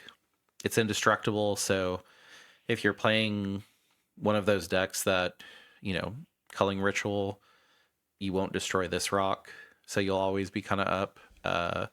Crick, it's 1 generic, 2 life, tap, add black, get a 1/1 counter on Crick. It does stuff. Does it do anything that's, full out and away? No. It's probably going to be the first of several Infinity Stones. I'm assuming they'll stretch it out like the MCU and we'll get a Infinity Stone every year, and then maybe it'd be Exodia. It'll be Exodia when it's done. I mean, in 5 years, maybe someone will listen to this and we'll be like, he's right. Like, he called it. Yeah. I use the Exodia stones. That's funny. Is anybody ever harnessing the Soul Stone? No. Have I seen it? I've seen it twice. I've seen uh Gwenum play it, Yeah, I think that was the only deck I've seen. and I've seen it in Sisay, and that's it. I haven't seen it in Sisse. Yeah. And I will say like Torgal is arguably better here, but would you want both of those? I don't know. Yeah. Maybe. I would say Torgal more than this. I think black is kind of a hard color to get in Sisay, but you're pretty much trying to get Tyvar with it every time. And if not Ivar, Tyvar, Dahada. Lotho, or yeah, Dahada. I mean, I guess you don't really need to run it. It's an option though, and options are cool. Yeah, it's always good to know. Yep, that's. I mean, and also the indestructible is like actually really possible to be relevant in CDH. Especially on Artifact. Yep, and that's it for Soulstone. Yeah. Electro Assault Battery, uh, legendary creature. You don't lose unspent red mana as steps and phases end. That's what's relevant here. Whenever you cast an instant or sorcery spell, add red. We've seen so much firebending where the thing with firebending is like, oh, during combat, I have to figure out how to use this. With Electro, you just keep it till your main 2 now. So it makes firebending a lot better. I think this is more of a staple card in standard because of that. Really, Azula is the only one that would run this, and I mean, is this better than Bergie and Azula? Probably, possibly, but I mean, even Azula, you are wanting to cast your spells in combat anyway. So, where does it slot in CDH? I don't know, but I mean, another Bergie is pretty good in CDH. I mean, yeah, and Bergie is one of those cards that every time it comes out, if it's not immediately killed, it's on the list of things that need to go almost immediately. So I think this is arguably better than Bergie if you wanted to So really get into it. Bergie is any spell. This is Oh, it's only only instant instant. sorcery. So like that's the only reason why I think they're kind of like on the same wavelength. Yeah. I had a Bergie CDH deck in quotation marks whenever we first started playing, and it tore up our local store quite a bit. Is Bergie as a commander CDH? No, it's a bracket 4, but I mean, having 2 of those, maybe it would be better. I don't know. Yeah. I mean, the fact that you can keep the mana until the end of the turn is kind of cool. Yeah, But and this is mostly just a bookmark. Like it also went up to I think $12, so it was not a card that was very expensive. And then firebending was a thing, and everybody was like, "Oh, okay, we need this." It will be relevant next year probably, but to be seen. does Atali run this? No. No, I don't think so. Maybe Karkashima. Yeah. I I think mean, I have seen it, Karakushima. I That deck is so like I love that deck, but it's one of those decks where if it's somebody's miserable playing to it, play. you're just like, oh wow, it's really cool that you're playing it. I'm gonna hate you this game. But it's really I like to see people play it. Yeah, every time I see Electro, it's does it do things? Yes. I don't necessarily see it win the game. Yeah, this is more bookmarking for potential Oh, for sure. 2026 than this is tearing up 2025. No, but I mean, again, we're still so early into the Avatar that it's hard. Yeah. Spider Punk. Every time I've seen this card played, someone else has won that didn't cast it. I don't think I've seen Spider Punk resolve and then the person that resolved it win. Usually people play Spider Punk and then they're like, all right, well, I'm going to play Thassa now. And now I'm going to play Taint Pact. And it's like, well, now I have a Mind Break Trap and I'm not countering it. Yeah. I mean, or Sink into Stupor. It's really relevant for especially Grixis decks. Like I've seen Kefka run this, and I do think it's good in Kefka, but it is one of those things where it's such a gamble. It's like, a risk. You either win or you hand the win over to the next person. Which in blowout decks, whatever I mean, That's what they're trying to do anyway. I feel like this is one of those. There's like three off the top of my head that do similar things to this that I've seen people just. It just loses you the game. Yeah. It is Spider-Punk, Defense grid. Defense Grid, and Teferi. Yeah. And if you don't win with Teferi, you're losing. Yeah. I will say Teferi is like, you don't play Teferi unless you have Kitten out. So it's like, Teferi is a little bit safer. Spider-Punk is just, I'm going to try, and if you guys stop me, someone else can win. And like, that is a valid style of play. Like, The problem too is that it's a creature, so it's inherently harder to counter. this is why I run Stern Scolding, like this and Grand Abolisher. I mean, it's harder to counter because it's a creature, and then if it's not countered, somebody probably has a Mind Break trap, and this didn't matter anyway. Yeah. Preferably, I'm with the Mind Break trap after this person's turn, and you don't play luck. Spider-Punk and then play another card and then win. You're always having to go into that third card for the most part. You have to. So, I mean, if you're thinking about it, and then we just opened your eyes with the third spell, that's usually what happens. Yeah, Defense Grid is better, and that's hard for me to say because I hate Defense Grid. I also hate it, but I've lost to Defense Grid on Kefka a couple times. I have not lost to Spider-Punk ever. In fact, Spider-Punk won me a tournament game because somebody was just like, oh, I'll sink into super your spell. I'm not countering it. It just goes back to hand. They're like, well, my Adnaz goes back to hand, and guess I pass. And I'm just like, all right, I'm Rocco. Like, I win my turn. Can y'all counter? Yeah. No? Cool. Usually you guys can't counter my stuff anyway. So can I play this without it being countered? Of course. That's pretty much what Rocco is I always have a Spider-Punk just for me. Yeah, it's silly. Supportive parents. So this is definitely where we find the high fantasy element of Spider-Man. Supportive parents. What is that? What would that be like? This was one of those cards that I don't even think it made it to our review. We might have glossed over it, but the fact that you can tap 2 untapped creatures that have Summoning Sickness to add 1 mana of any color has been really relevant. Those decks that just kind of poop out a bunch of creatures and those creatures don't have haste, you don't have to have a haste enabler anymore. You can poop out all of those creatures and then start tapping them for mana right away and then do whatever you're going to do. So I just realized that this is not one time. Yeah. Like, it's Cabbage Man, but for creatures. Yeah. I mean, but it's a 3/3.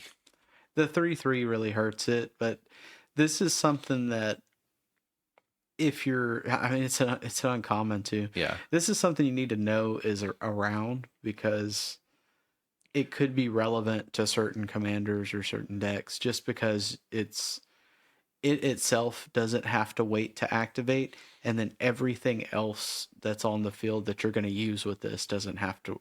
Yeah, you don't have to worry about activating. Well, green in general, and you've seen this on my old decks, where there's 2 creatures that literally pull every single creature to hand if you have infinite green. So then you can drop Supportive Parents, and then you can drop all of your green creatures, and then you can start tapping your green creatures to put out your white creatures and your other creatures and your black creatures. And then all of a sudden you have a Grand Abolisher, and no one can stop you, and then you can tap the Grand Abolisher. Like, it's one of those things where it doesn't seem like it would get out of hand, but like it gets out of hand. And I mean it's really easy to get infinite green. It's not easy to get the other colors, and you're usually not winning with infinite green unless you're casting Walking Ballista. Yeah. So I mean it's just cool. I know for sure it's running the Aang deck where you just put out a bunch of clones and you're like, okay, well I can get every creature in my deck out.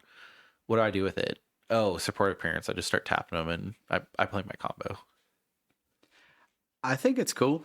Yeah. I think that I'll go through my bulk because I probably have one of these and I need to set it aside. There's also cards like Kenrith, where I believe it's just a red to make all of your creatures have haste. So you put out all of your creatures, tap support parents and your Grand Abolisher for a red, give everything else haste, and then you're like, cool, GG.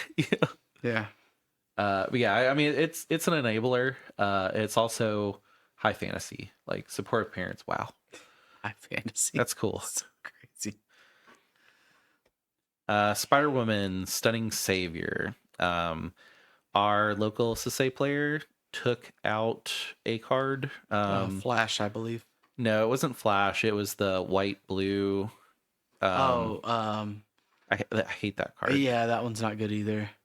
I mean, it's a good card. I've seen people use it as a commander. I'm spacing on the name, but I want to say Leora, but it's not Leora. It's You can't cast spells with non-creature spells bigger that have CMC greater than the lands you control, and then if you would not cast anything for mana, counter that spell, or if you wouldn't spend any mana on it, counter that spell.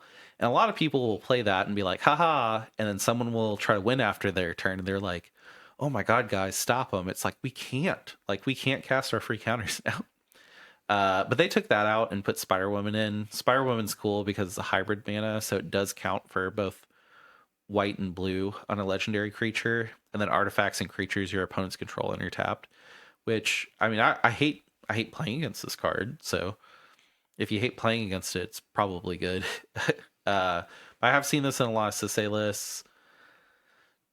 Does this go in Tivit? Maybe for 2? I don't know. I know Tivit's usually trying to run like Curse Totem and other better stacks at that.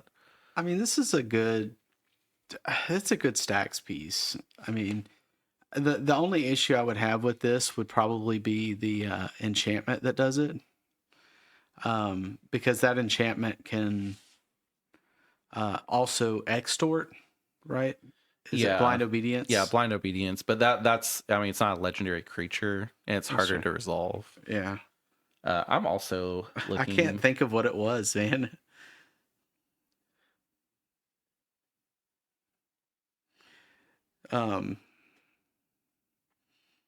Yeah, I can't find it. This is an opportunity for you to be a hero in the comments. But yeah, I mean, it's Lavinia. Oh, hate that. Just hearing the name made me recoil. I said Lenora. Yeah. Lavinia. He replaced Lavinia with Spider Woman. It's honestly, Spider Woman's way better. Way more castable too. Castable. Also, it slows your opponents down. It's also, so I feel like Lavinia is also kind of one of those cards that is like Vexing Bauble. And Vexing Bauble, in theory, is great. And then when you play it, it usually loses you the game. Well, the thing about Vexing Bauble is at least you can be responsible with Vexing Bauble. No. You can keep up a mana and sack it. No. Do people do that? Do people do that? No. But the possibility is there. Lavinia is just you cast it and you just go, sorry guys, hope it gets to my turn. Like, watch out everybody else. Yeah. But yeah, this is Spider Woman, Stunning Savior. Peter Parker's Camera.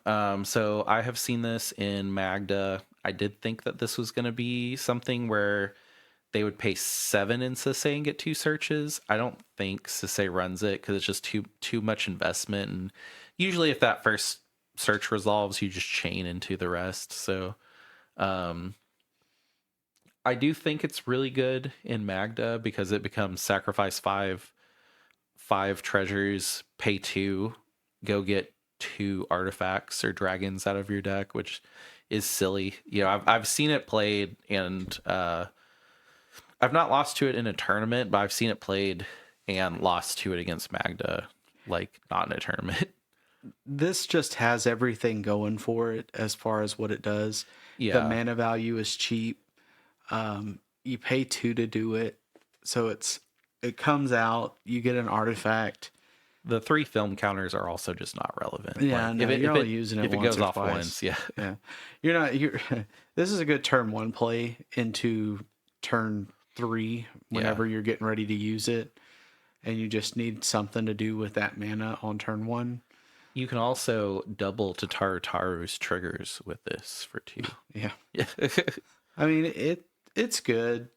Is it good enough for some of the in CEDH? Most of them lists are so trimmed that it's hard to be like, I'm gonna put this in because this matters. Yeah. I'm surprised we don't see this on Atali. Just so Atali's like, let me just make sure I don't whiff for 2 extra mana. Because usually, like, if you whiff, you're either going into counter spells or you're hitting mana. Well, I guess the trigger is already resolved at that point. That's probably why. Yeah. I mean, you're not going to try to Atali for 9. You're always going to try to Atali for 7. Yeah, I know. But yeah, I mean, it's going to be relevant always, and it's always low cost, easy to use. Like, It's always good to know that this is around. yeah, that is Peter Parker's camera. Will of the Just Guy. Boy, do I not like this card. Every time it's been cast, usually I'm losing. It is something that Ral runs to have another wheel. It's each player may discard their hand and draw 5 cards. So I believe Rogsai, I've seen it a couple times too. I've seen it in just most Grixis decks where you get to wheel. If your opponents want to wheel, cool. They don't have to. Also, if you control your commander, you can wheel, and each instant or sorcery card in your graveyard gains flashback until end of turn. The flashback cost is equal to its mana cost. Silly. Yeah. It's good in a Green Goblin. Like, Yeah. it's 4, so it's no Wheel of Fortune, but I mean, it's another wheel, and wheels are good. This is the one card I remember in Rao. Yeah. That and I mean Jessica's will, but this is one of those cards that's just like, oh, this is kind of Jessica's will without mana. Yeah. It's the last card you cast, and then you just refill your hand, and you're like, okay. Well, let's continue. Yeah. Yeah. No, it's a good card. I think that giving them storm decks some love is always good because you don't really. I mean, Vivi was there and then kind of fell off, and Yeah. you're seeing Rao. I think Rao was there before Vivi, and it's kind of gotten people were like, "Oh, I like Vivi," but then they're like, "You know what? Let's just throw Vivi and Rao Yeah. and keep going." I mean, all you got to do to stop those storm decks is have a Thorn of Amethyst or a Vexing Bauble in most cases, or a Rug of Smothering, or like there's so many cards that are like, if storm becomes a problem, cool. We always have Fluster Storm, and if that's not enough, there are other things. I mean, there's always that too with Kennen with Graph Diggers and Curse Totem. So it's one of those things that it's easy to counter should it become a problem. if it is a problem, it's there. But yeah, it's okay for them to get new tools, because if they get out of hand, then it's like, okay, I can tech to stop them. I like it. I think it's a good card. I think that it's very specific. I don't think you see this in Blue Farm. Yeah. But you definitely see this in Rao.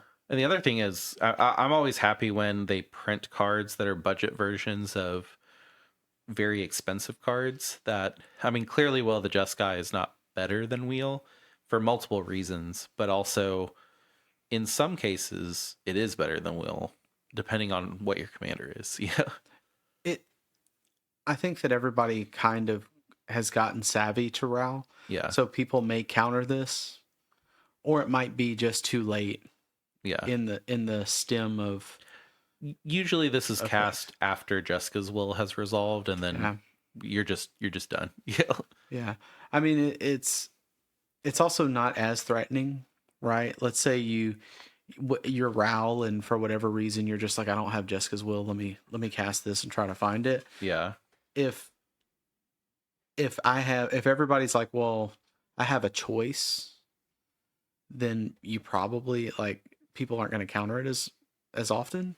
Usually whenever I see this with the storm deck, I'm like, I don't have free counters in my hands right now, so I'm going to try to get some. Exactly. Yeah. Exactly. Yeah, that is Will of the Just Guy. Colossal Grave Reaver. This one's real quick. Whenever this creature enters or attacks, mill 3 cards. Whenever one or more creature cards are put into your graveyard from your library, put one of them on the battlefield. It's a 7/6. You can do some silly things with this if you can cheat it out. Reanimate this and then entomb Jingataxis.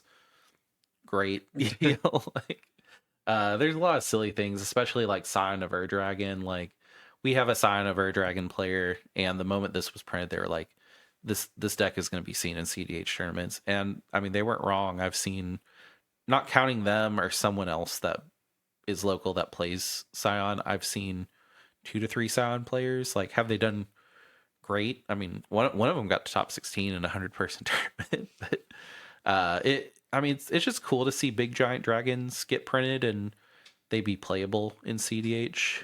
This one's kind of silly. I had worked on a Terra deck that ran this as a reanimation target, and I mean, it wasn't great, but I mean, the fact that I was inspired to do that was cool. Yeah. I was there when the local player found out about it. It was kind of funny It because was his 21st birthday too. he he has been playing Scion of the Ur-Dragon for a long time, and we were in a game and I heard yes, and he got up and was like walking around the thing. He was like, I can't believe it. I was like, He was more excited this got printed than that he was going to be able to go out and drink alcohol that yeah, night for the first time. Like, yeah. but it's good that this is here. I think that Scion is almost great. I think it takes it's not as good as Sisei, and Sisei does almost the same. And by alcohol, I mean special sodas. Special sodas. Yeah. Not much to add here. Just, I mean, cool. Has a cool effect, a very unique effect. An 8-cost dragon that's CDH playable and sees play. Pretty cool. It's in colors that get reanimate. Yeah. Voice of Victory. Another one where I just really don't have much to say. It's a staple. It's a 1/3. Your opponents can't cast spells during your turn. It mobilizes 2, and you can sacrifice them at the beginning of the next end step. So let's say you have a Razaketh. You swing with Voice of Victory. You have 2 tutors. You go get Thassa and Demont Consultation. GG. Or you're playing that deck that is with Cloud and Skull Clamp. Yeah. And you swing with your Voice of Victory and then sack 2 little 1/1s and draw, what was it, 3 cards or Yeah. something? I mean, the other thing is you can use them for mana for things that sacrifice creatures for mana, like multiple rituals that do that in multiple colors. Sack it as a tutor with not demonic tutor, not cruel tutor, diabolic intent. Yeah, like the bodies are relevant. We always assumed that they went away at the beginning of combat, but they just stay around for no reason. I mean, they stay around until the end of the step or the beginning of the end step. Go to combat, swing, get them. You have 2 extra green mana at the very least with Guy's Cradle. You may have hit somebody for 1, which might be. Yeah. No, it's just a good card. It's also usually, I mean, it's 2, so it's easy to play. It's not Grand Abolisher, so it's not too white. Yeah. So it's much easier to cast this than Grand Abolisher usually, and then it's a face check for counters, or it sits on the battlefield, and then when you're ready, Yeah. it's over. Like another reason why I run Stern Scolding. Counters it because it's a 1 power. Yeah, I mean, it's a good card.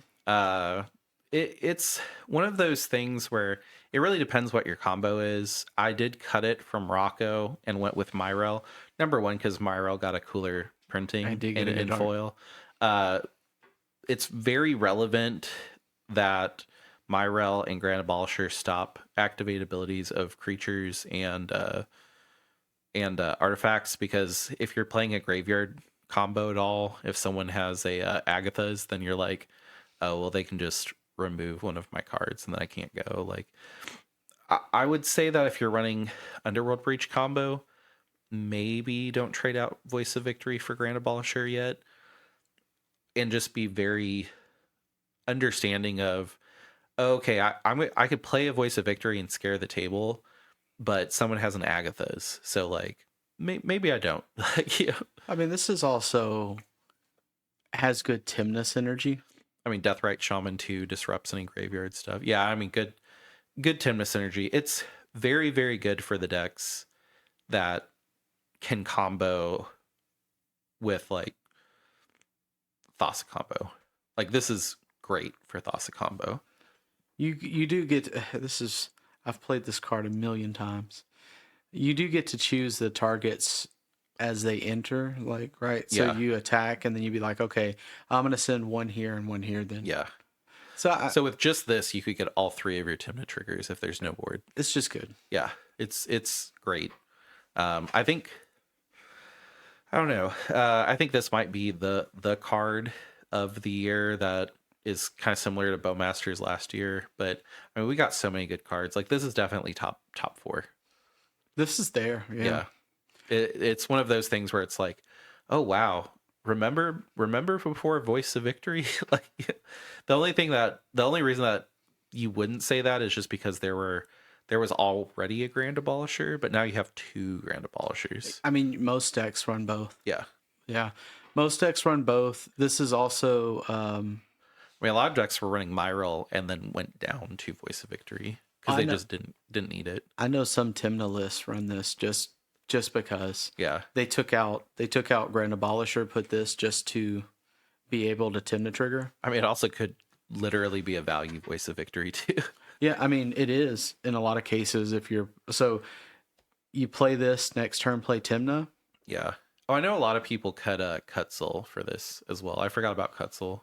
Yeah, I mean, Cutzel was in green until this last set. I also just don't think I've seen a Cutzel since this was printed. Oh, yeah. Yeah. Yep, that is Voice of Victory.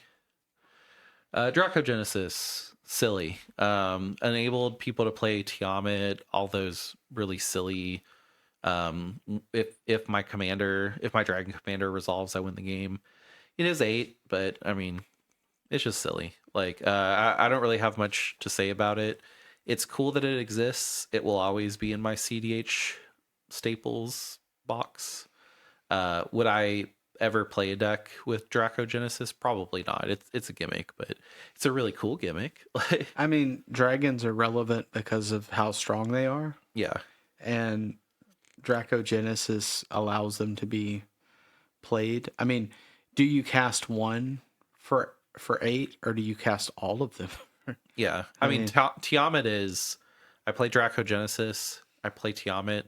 I play everything. I get enough dragons where I just combo and win. Like this is literally, if it resolves, there's extra steps, but if this resolves, Tiamat just wins. Yeah. Which is, I mean, kind of cool to have a card in your 9/9 that's just like, this is an 8-cost card that just says, if this resolves, you win the game. I feel like Tiamat, and this is off a little bit, but I feel like Tiamat is, what is the thing from Godzilla? You know what I'm talking about? Like the King Ghidorah. King Ghidorah. Yeah, I yeah. just feel like it's King Ghidorah. There definitely should have been a King Ghidorah altar of that. I think there is a King Ghidorah, but it was like something really lame that we never see. So every time I see it, I'm like, oh, it's King Ghidorah. yeah, that is Dracogenesis. Nature's Rhythm. I don't even know why I put this card in the set. No, I'm just kidding. Nature's Rhythm is the green card. Oh man, no, it's not. There's been so many avatars. That's what I was saying, man. Yeah. I was like, until this last set, I mean, green was just the hint. Nature's Rhythm was just the hint that green was going to get better, but I've lost games to Nature's Rhythm because someone has casted it, and then I've just been like, I counter it, and they're like, okay, well now I can harmonize it. I didn't want to, but now I can harmonize it. I'll tap this big creature, and I'll go get something bigger, and I'm like, yeah, I don't have 2 counters, so go ahead. It's great. I mean, it's better than Green Sun Zenith, and Green Sun Zenith is very playable. It's better than the instant speed one that's 3 green. Not Concordant Crossroads, but the Court of Calling. Court of Calling, yeah. The fact that you have Green Sun, Nature's Rhythm, and Court of Calling now that all build up onto each other is really good. I mean, it's just great. Like I don't know what else to say about this. I'm gonna say I've been playing this wrong. I assumed because I have the full art one, I don't think it really reads all of it. But there have been times where you cast it for the harmonized cost and not tapped one of your creatures, and then after the turn, I'm just like, you could have tapped one of your creatures into X. Like, Well, I've always thought it was Harmonize is like Court of Calling, but it's not. So, oh, Harmonize is sorcery speed. well, like Court of because Court of Calling you can is it evoke? Oh yeah, no, you've never evoked anything to pay this cost while I've played with you. I don't think I mean I hardly ever. You evoke once, but yeah, Well, I hardly ever use the Harmonize at all. I'm yeah, usually because with Kennen you have buku mana anyway. yeah, But my issue is that I just realized it's only the power of the creature. yeah. So if I have And it's also tap a creature. it's only Yeah. one. But I feel like I've tried to tap more than one and been like, I'll just pay the whole cost. But anyway. Yeah, I mean, Nature's Wither it'll just be a staple forever. Oh, like, forever. Yeah. It's good. Mistrise Village, pretty good. It's good in decks where you don't run a mountain or forest because for 2 you can guarantee that the next spell you cast can't be countered, and it's any spell. Can't be countered is kind of a trap because it can be sent back to hand. It can be hit with a mind break trap, a free one or one that's cost for 4. Yeah. Yeah. It's very playable in any deck that runs blue red or blue green or runs all 3. This kind of had the spotlight for a little while. I was worried about this card for a while. And then it just they were like threw it out in the gutter. They were like, it's done. It's still in lists, but yeah. I was really worried about a 5-cost Thassa combo where it's Thassa, pay 2 extra demonic consultation, but like people aren't really doing that. Yeah, like the Thassa is a desperation move. Like I don't think many games are ending by Thassa uncounterable demonic consultation, No. A lot of things have went wrong. I would always rather just have a silence to seal the turn off. 100%. Yeah. I mean, I just thought it was funny because this card was really expensive. Yeah. I remember looking it up like on pre-release day and being like, I don't want to pay this much for this card. It's still, I mean, I don't even know if I would say if it's good in Blue Farm because it only taps for 1 color, but it's the color that you care the most about. I mean, it's still good to have this effect on a land slot because whenever you have lands that do stuff, it's technically like free. It's like an extra card in your deck, but it's still pretty expensive.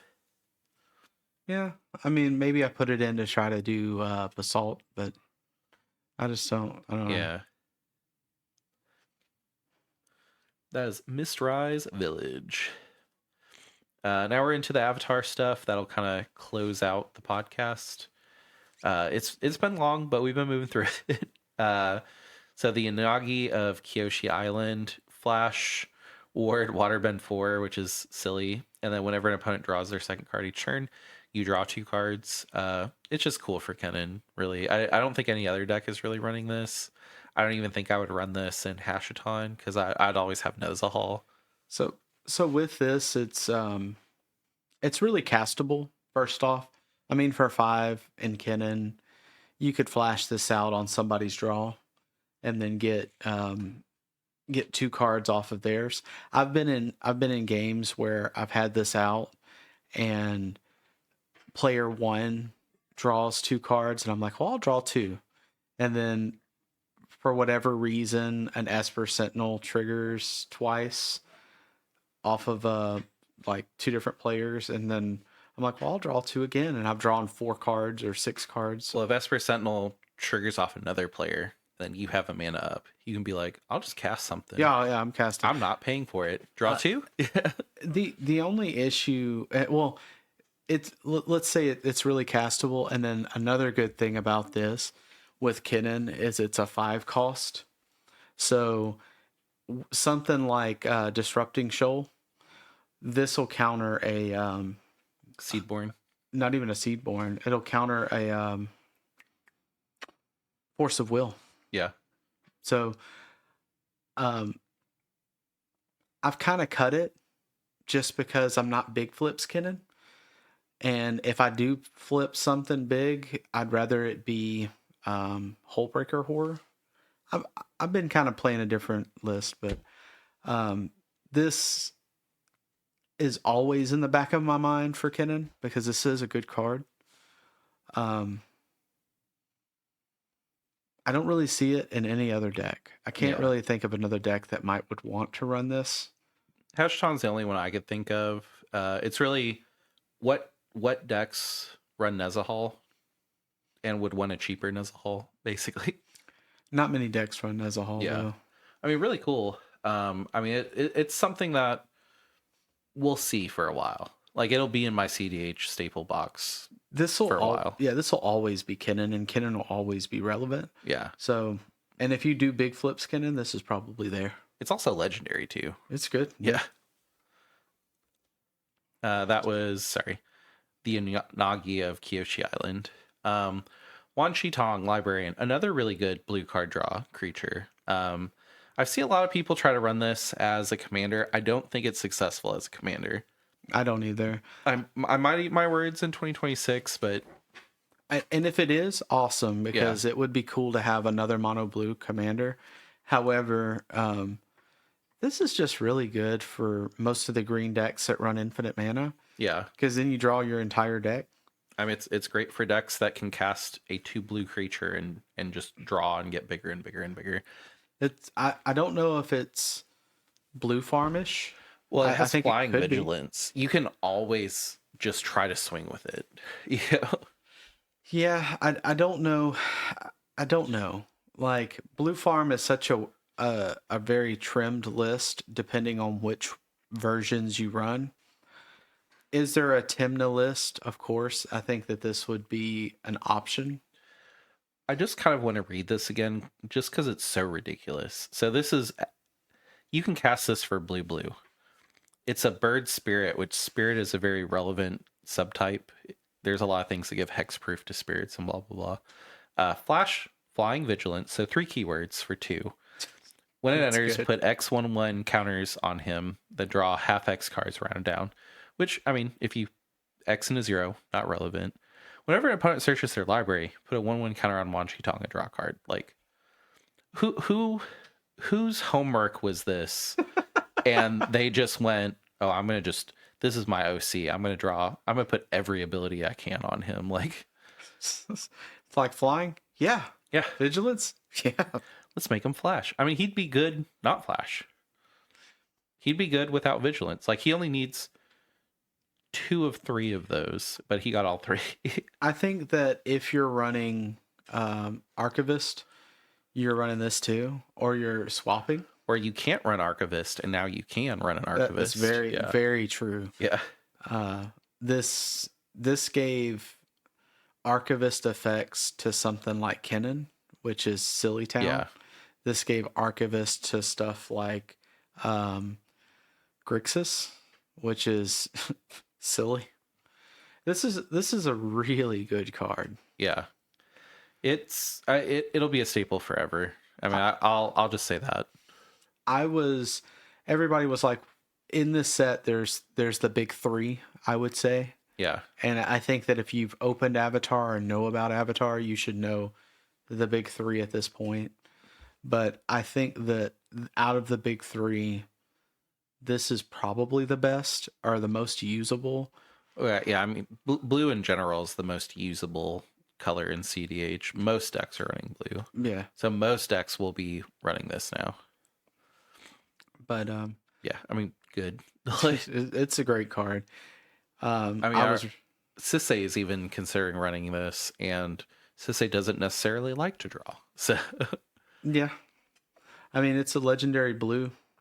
Yeah, I mean, I still think that for Sisei, the older lady that untaps, taps is better. Yeah, but I mean, it's Wan Shi Tong. Still cool. It's great. Yeah. Yeah, that is our review of Wan Shi Tong again. We reviewed it 2 episodes ago. I like it better than the last time. Redirect Lightning, another one that, I mean, red and pay 5 life to change the target of a spell or ability with a single target. It's misdirect, but in red. It's not as good as Deflecting Swat because Deflecting Swat can do multiple targets. So like if somebody casts what's that spell that you pay life into? Oh man, it's Grix. No, it's not Grixis. It's Rakdos, I think. Yeah. I can't think of the name of it. Well, scheming symmetry. So scheming symmetry is uh you search and another target, two target players search. Normally you pick yourself, but you can't redirect lightning the one of the searches we Yeah. found out. You can't misdirect one of the searches either. So there are things where it's like you would think redirect lightning should work. So if there's something that's like, I'll do 3 damage here, 1 damage, like Fury, 1 damage here, 2 damage here, 1 damage here. You can't redirect lightning one of those targets. So it does have some limited uses, but I mean, do we see misdirection played? Yes. Is this easier to cast than misdirection? Definitely. So it'll always be around. Yeah, it's cheap. It's 5 life. Who cares? Yeah. For 1 to do it is pretty solid. Yeah. Badger Mole Cub. I'm not really going to go into these too much because it's basically been 3 weeks since we reviewed them. But I mean, Badger Mole Cub is as broken as we thought it was and more. It's made an entire deck rise from not top 10 to top 10. Yoshi Dog was kind of a it was kind of a deck that like people were playing it and they were getting results, but you know, it was good, but it took a really good pilot to get results. Now it's kind of taking over. I think it'll be a top 4 deck, if not a top 3 deck. And that's pretty exclusively to Avatar. Badger Mole Cub has made certain commanders' win rates go up 6% almost, which is insane. It's what we needed. We needed really good green cards to justify people playing green in CDH, but also not make Kinnan better. And this can be run in Kinnan. It's just not. It doesn't really fit the artifact synergy Kinnan, which you want to have that mana right away. It's a good card. I think the problem with it is that Kinnan already makes the mana fairly decent. Yeah. And with this, it's really more of a Gaia's Cradle play than it is a Kinnan, which your Thrasios, was it TNT? I've loved it in Rocco because I already played Dryad Arbor, so I could just sneak Badger Mole Cub out and be like, well, now my Dryad Arbor is green, and this land is green-red. Yeah. The other thing that's silly that I didn't necessarily realize when we reviewed it, so if you have Marvin and you Earthbend your Guy's Cradle, Marvin is now also a Guy's Cradle. Oh, that's nasty. Yeah. That's silly. Yeah, I was just like, that's stupid. I mean, and we're going to keep finding stuff like that. I mean, maybe Sisay runs that because of it. Yeah, I mean, maybe. that might be a good tech. I didn't think about. Badger Mole Cub is always going to be good. I don't see it being not good. Yeah, it'll be. I think around forever. I think that I mean all of your green dorks, your birds, all of your elves, you probably run them. I mean, also like it's a 2/2 that makes a 1/1 for 2, so you get 2 bodies that have 3 power and toughness total. That tap for 2. And like feeds itself back. Doesn't even need to tap for mana. You know, like, well, if you like it would already be good spreading that around, you know. Well, if you hit an untapped land, now it does 2 mana, so it's paid itself back. Yeah. And then also like it's very relevant. Lands becoming creatures. It's much easier to copy an ability of a creature than a land. Yeah, I didn't even think about the Marvin synergy. Not to go off on too much here, but we were talking about the deflecting SWAT move. I found the card that I could picture when you were talking about it. I have it signed. I just can't remember. I do too. It's Fire Covenant. Fire Covenant, yeah. You can't redirect Fire Covenant. You can't just go, well, not my commander. Yeah. Now, deflecting SWAT. You Yes. choose everything Yeah. you want. They could pay 20 life, and then you're just like, you do 20 damage to your own commander. GG. Oh, all of your stuff. We'll wipe your Yeah. whole board. But no, it's a good card. Yeah. Badramoko. Bender's Water Skin. I think we're still figuring this one out. I love it in Niv Mizzet. It's been really fun. I mean, is Niv Mizzet ever going to be a competitive deck for me? Probably not. But I think we're kind of starting to see that more things need to be controlled. And I think those decks that really want a sheriff will really like this. It's good. I really like this card. Yeah. I think that this is something that, I mean, we've seen cards untap on other people's turns, but nothing with this intent in mind. Yeah. And it's pretty cool. Yeah. And also, it's pretty fun to clone it with a Phyrexian Metamorph. Yeah. Like, I was able to get 2 of them, and I was like, oh, I always have mana up for an actual counterspell. The other thing, I know I talked about this with someone, and they were like, if you're running Bender's Water Skin, why not just run Unwinding Clock? Unwinding Clock is a 4-cost. Untap all artifacts you control during each player's untap step. Well, with Unwinding Clock, I have to actually have a mana rock out for that to be relevant. Bender's Water Skin is 1 less, and I always get the mana. At least 1. Yeah. I mean, could you imagine if this was 2? This would be in everybody's deck. There would be no question. Yeah. I mean, it's great. It's great at 3. Like, I think it should be in more decks. And I think it will be in more decks at 3. I do too. And if you have one, I would set it aside in your stuff because this is a good card. It was one of the only commons that I was super hyped to get a foil of. I was like, oh yeah. I wish I had a foil one, honestly. Couch Merchant, dumb as we thought. Like, I will say that Cabbage Merchant is kind of weird because really when a Cabbage Merchant comes out, you should just be like, okay, I just need to get rid of Cabbage Merchant. Like, I just need to burn Cabbage Merchant away. It's a 2/2. They can keep all the foods after Cabbage Merchant dies. Like, they don't do anything.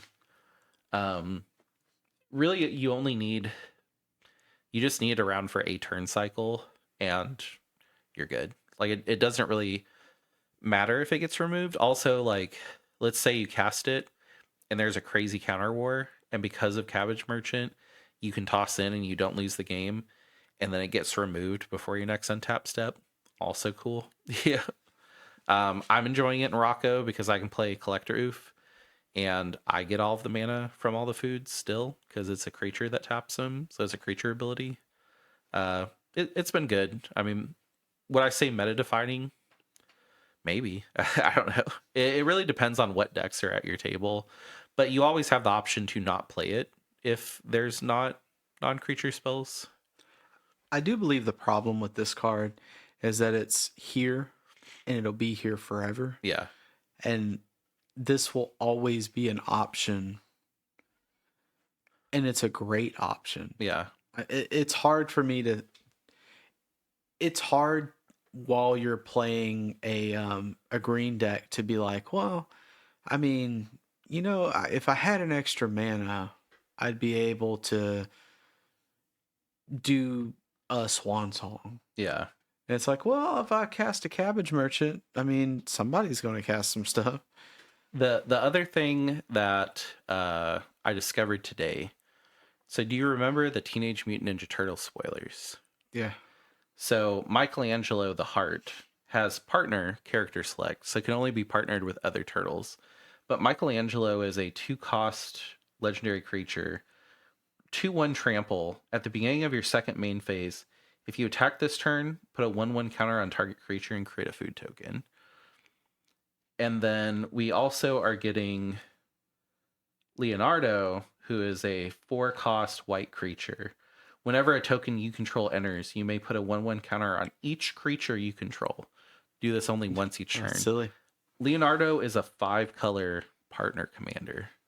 So you can have Leonardo and Michelangelo as your partners, and you have a 2 cost that feeds your food and does 1/1 counter synergy, and then you have a 4 cost commander that at the very least, every time someone casts a non-creature spell, when you make a food token with Cabbage Merchant, you grow all of your creatures by +1/+1, which is stupid. And then for Sisay colors, creatures you control gain Menace, Trample, and Lifelink until end of turn. Which, I mean, you're not going to use that. It's not Najila or Sisay like for Wooburg, but I mean, still, we're getting partner commanders next year that synergize very, very well with Cabbage Merchant and grows Cabbage Merchant every time he makes a food. It'll probably be a win con. It'll be stupid. Like he's just gonna get stupider, I believe, with Teenage Mutant Ninja Turtles. Like Teenage Mutant Ninja Turtles seems like they're gonna have a lot of token synergy because they do the mutagen tokens. Yeah. But they also do the food tokens that are pizza. I was like, I'd like to have a food token that's pizza. Yeah. I would like to have a cabbage food token. They didn't print those for some reason. They'll have pizza ones. They should. Cabbage Merchant will just make pizzas. He'll be a pizza cabbage man. Yeah, but I project that if you were on the fence about buying a Cabbage Merchant right now, Get it now. Because whenever Teenage Mutant Ninja Turtles comes out, Cabbage Merchant is going to be even dumber. Like, yeah, I think that it would be a hot take for me to say get a Badger Mole right now, but I think that green is going to get quite a bit better going into. Yeah. What is the one that's day and night? I can't remember. Or that shifts. Oh, Lorwyn. Yeah. I think it'll be pretty good there too. Yeah. I mean, whenever I saw that Cabbage Merchant was only like $20, like only $20 for a piece of cardboard seems weird to say, but I was surprised it was only $20. I would say mid 2026 it'll be 40. So it'll continue to be relevant. So if you can trade for one, get one. If you're on the fence about getting one, get one. Yeah, it's good. And again, that's the Cabbage Merchant. Cabbage man. Our final card of the set for 2025, clearly the best, Frog Squirrels. I don't even know really what to say about Frog Squirrels.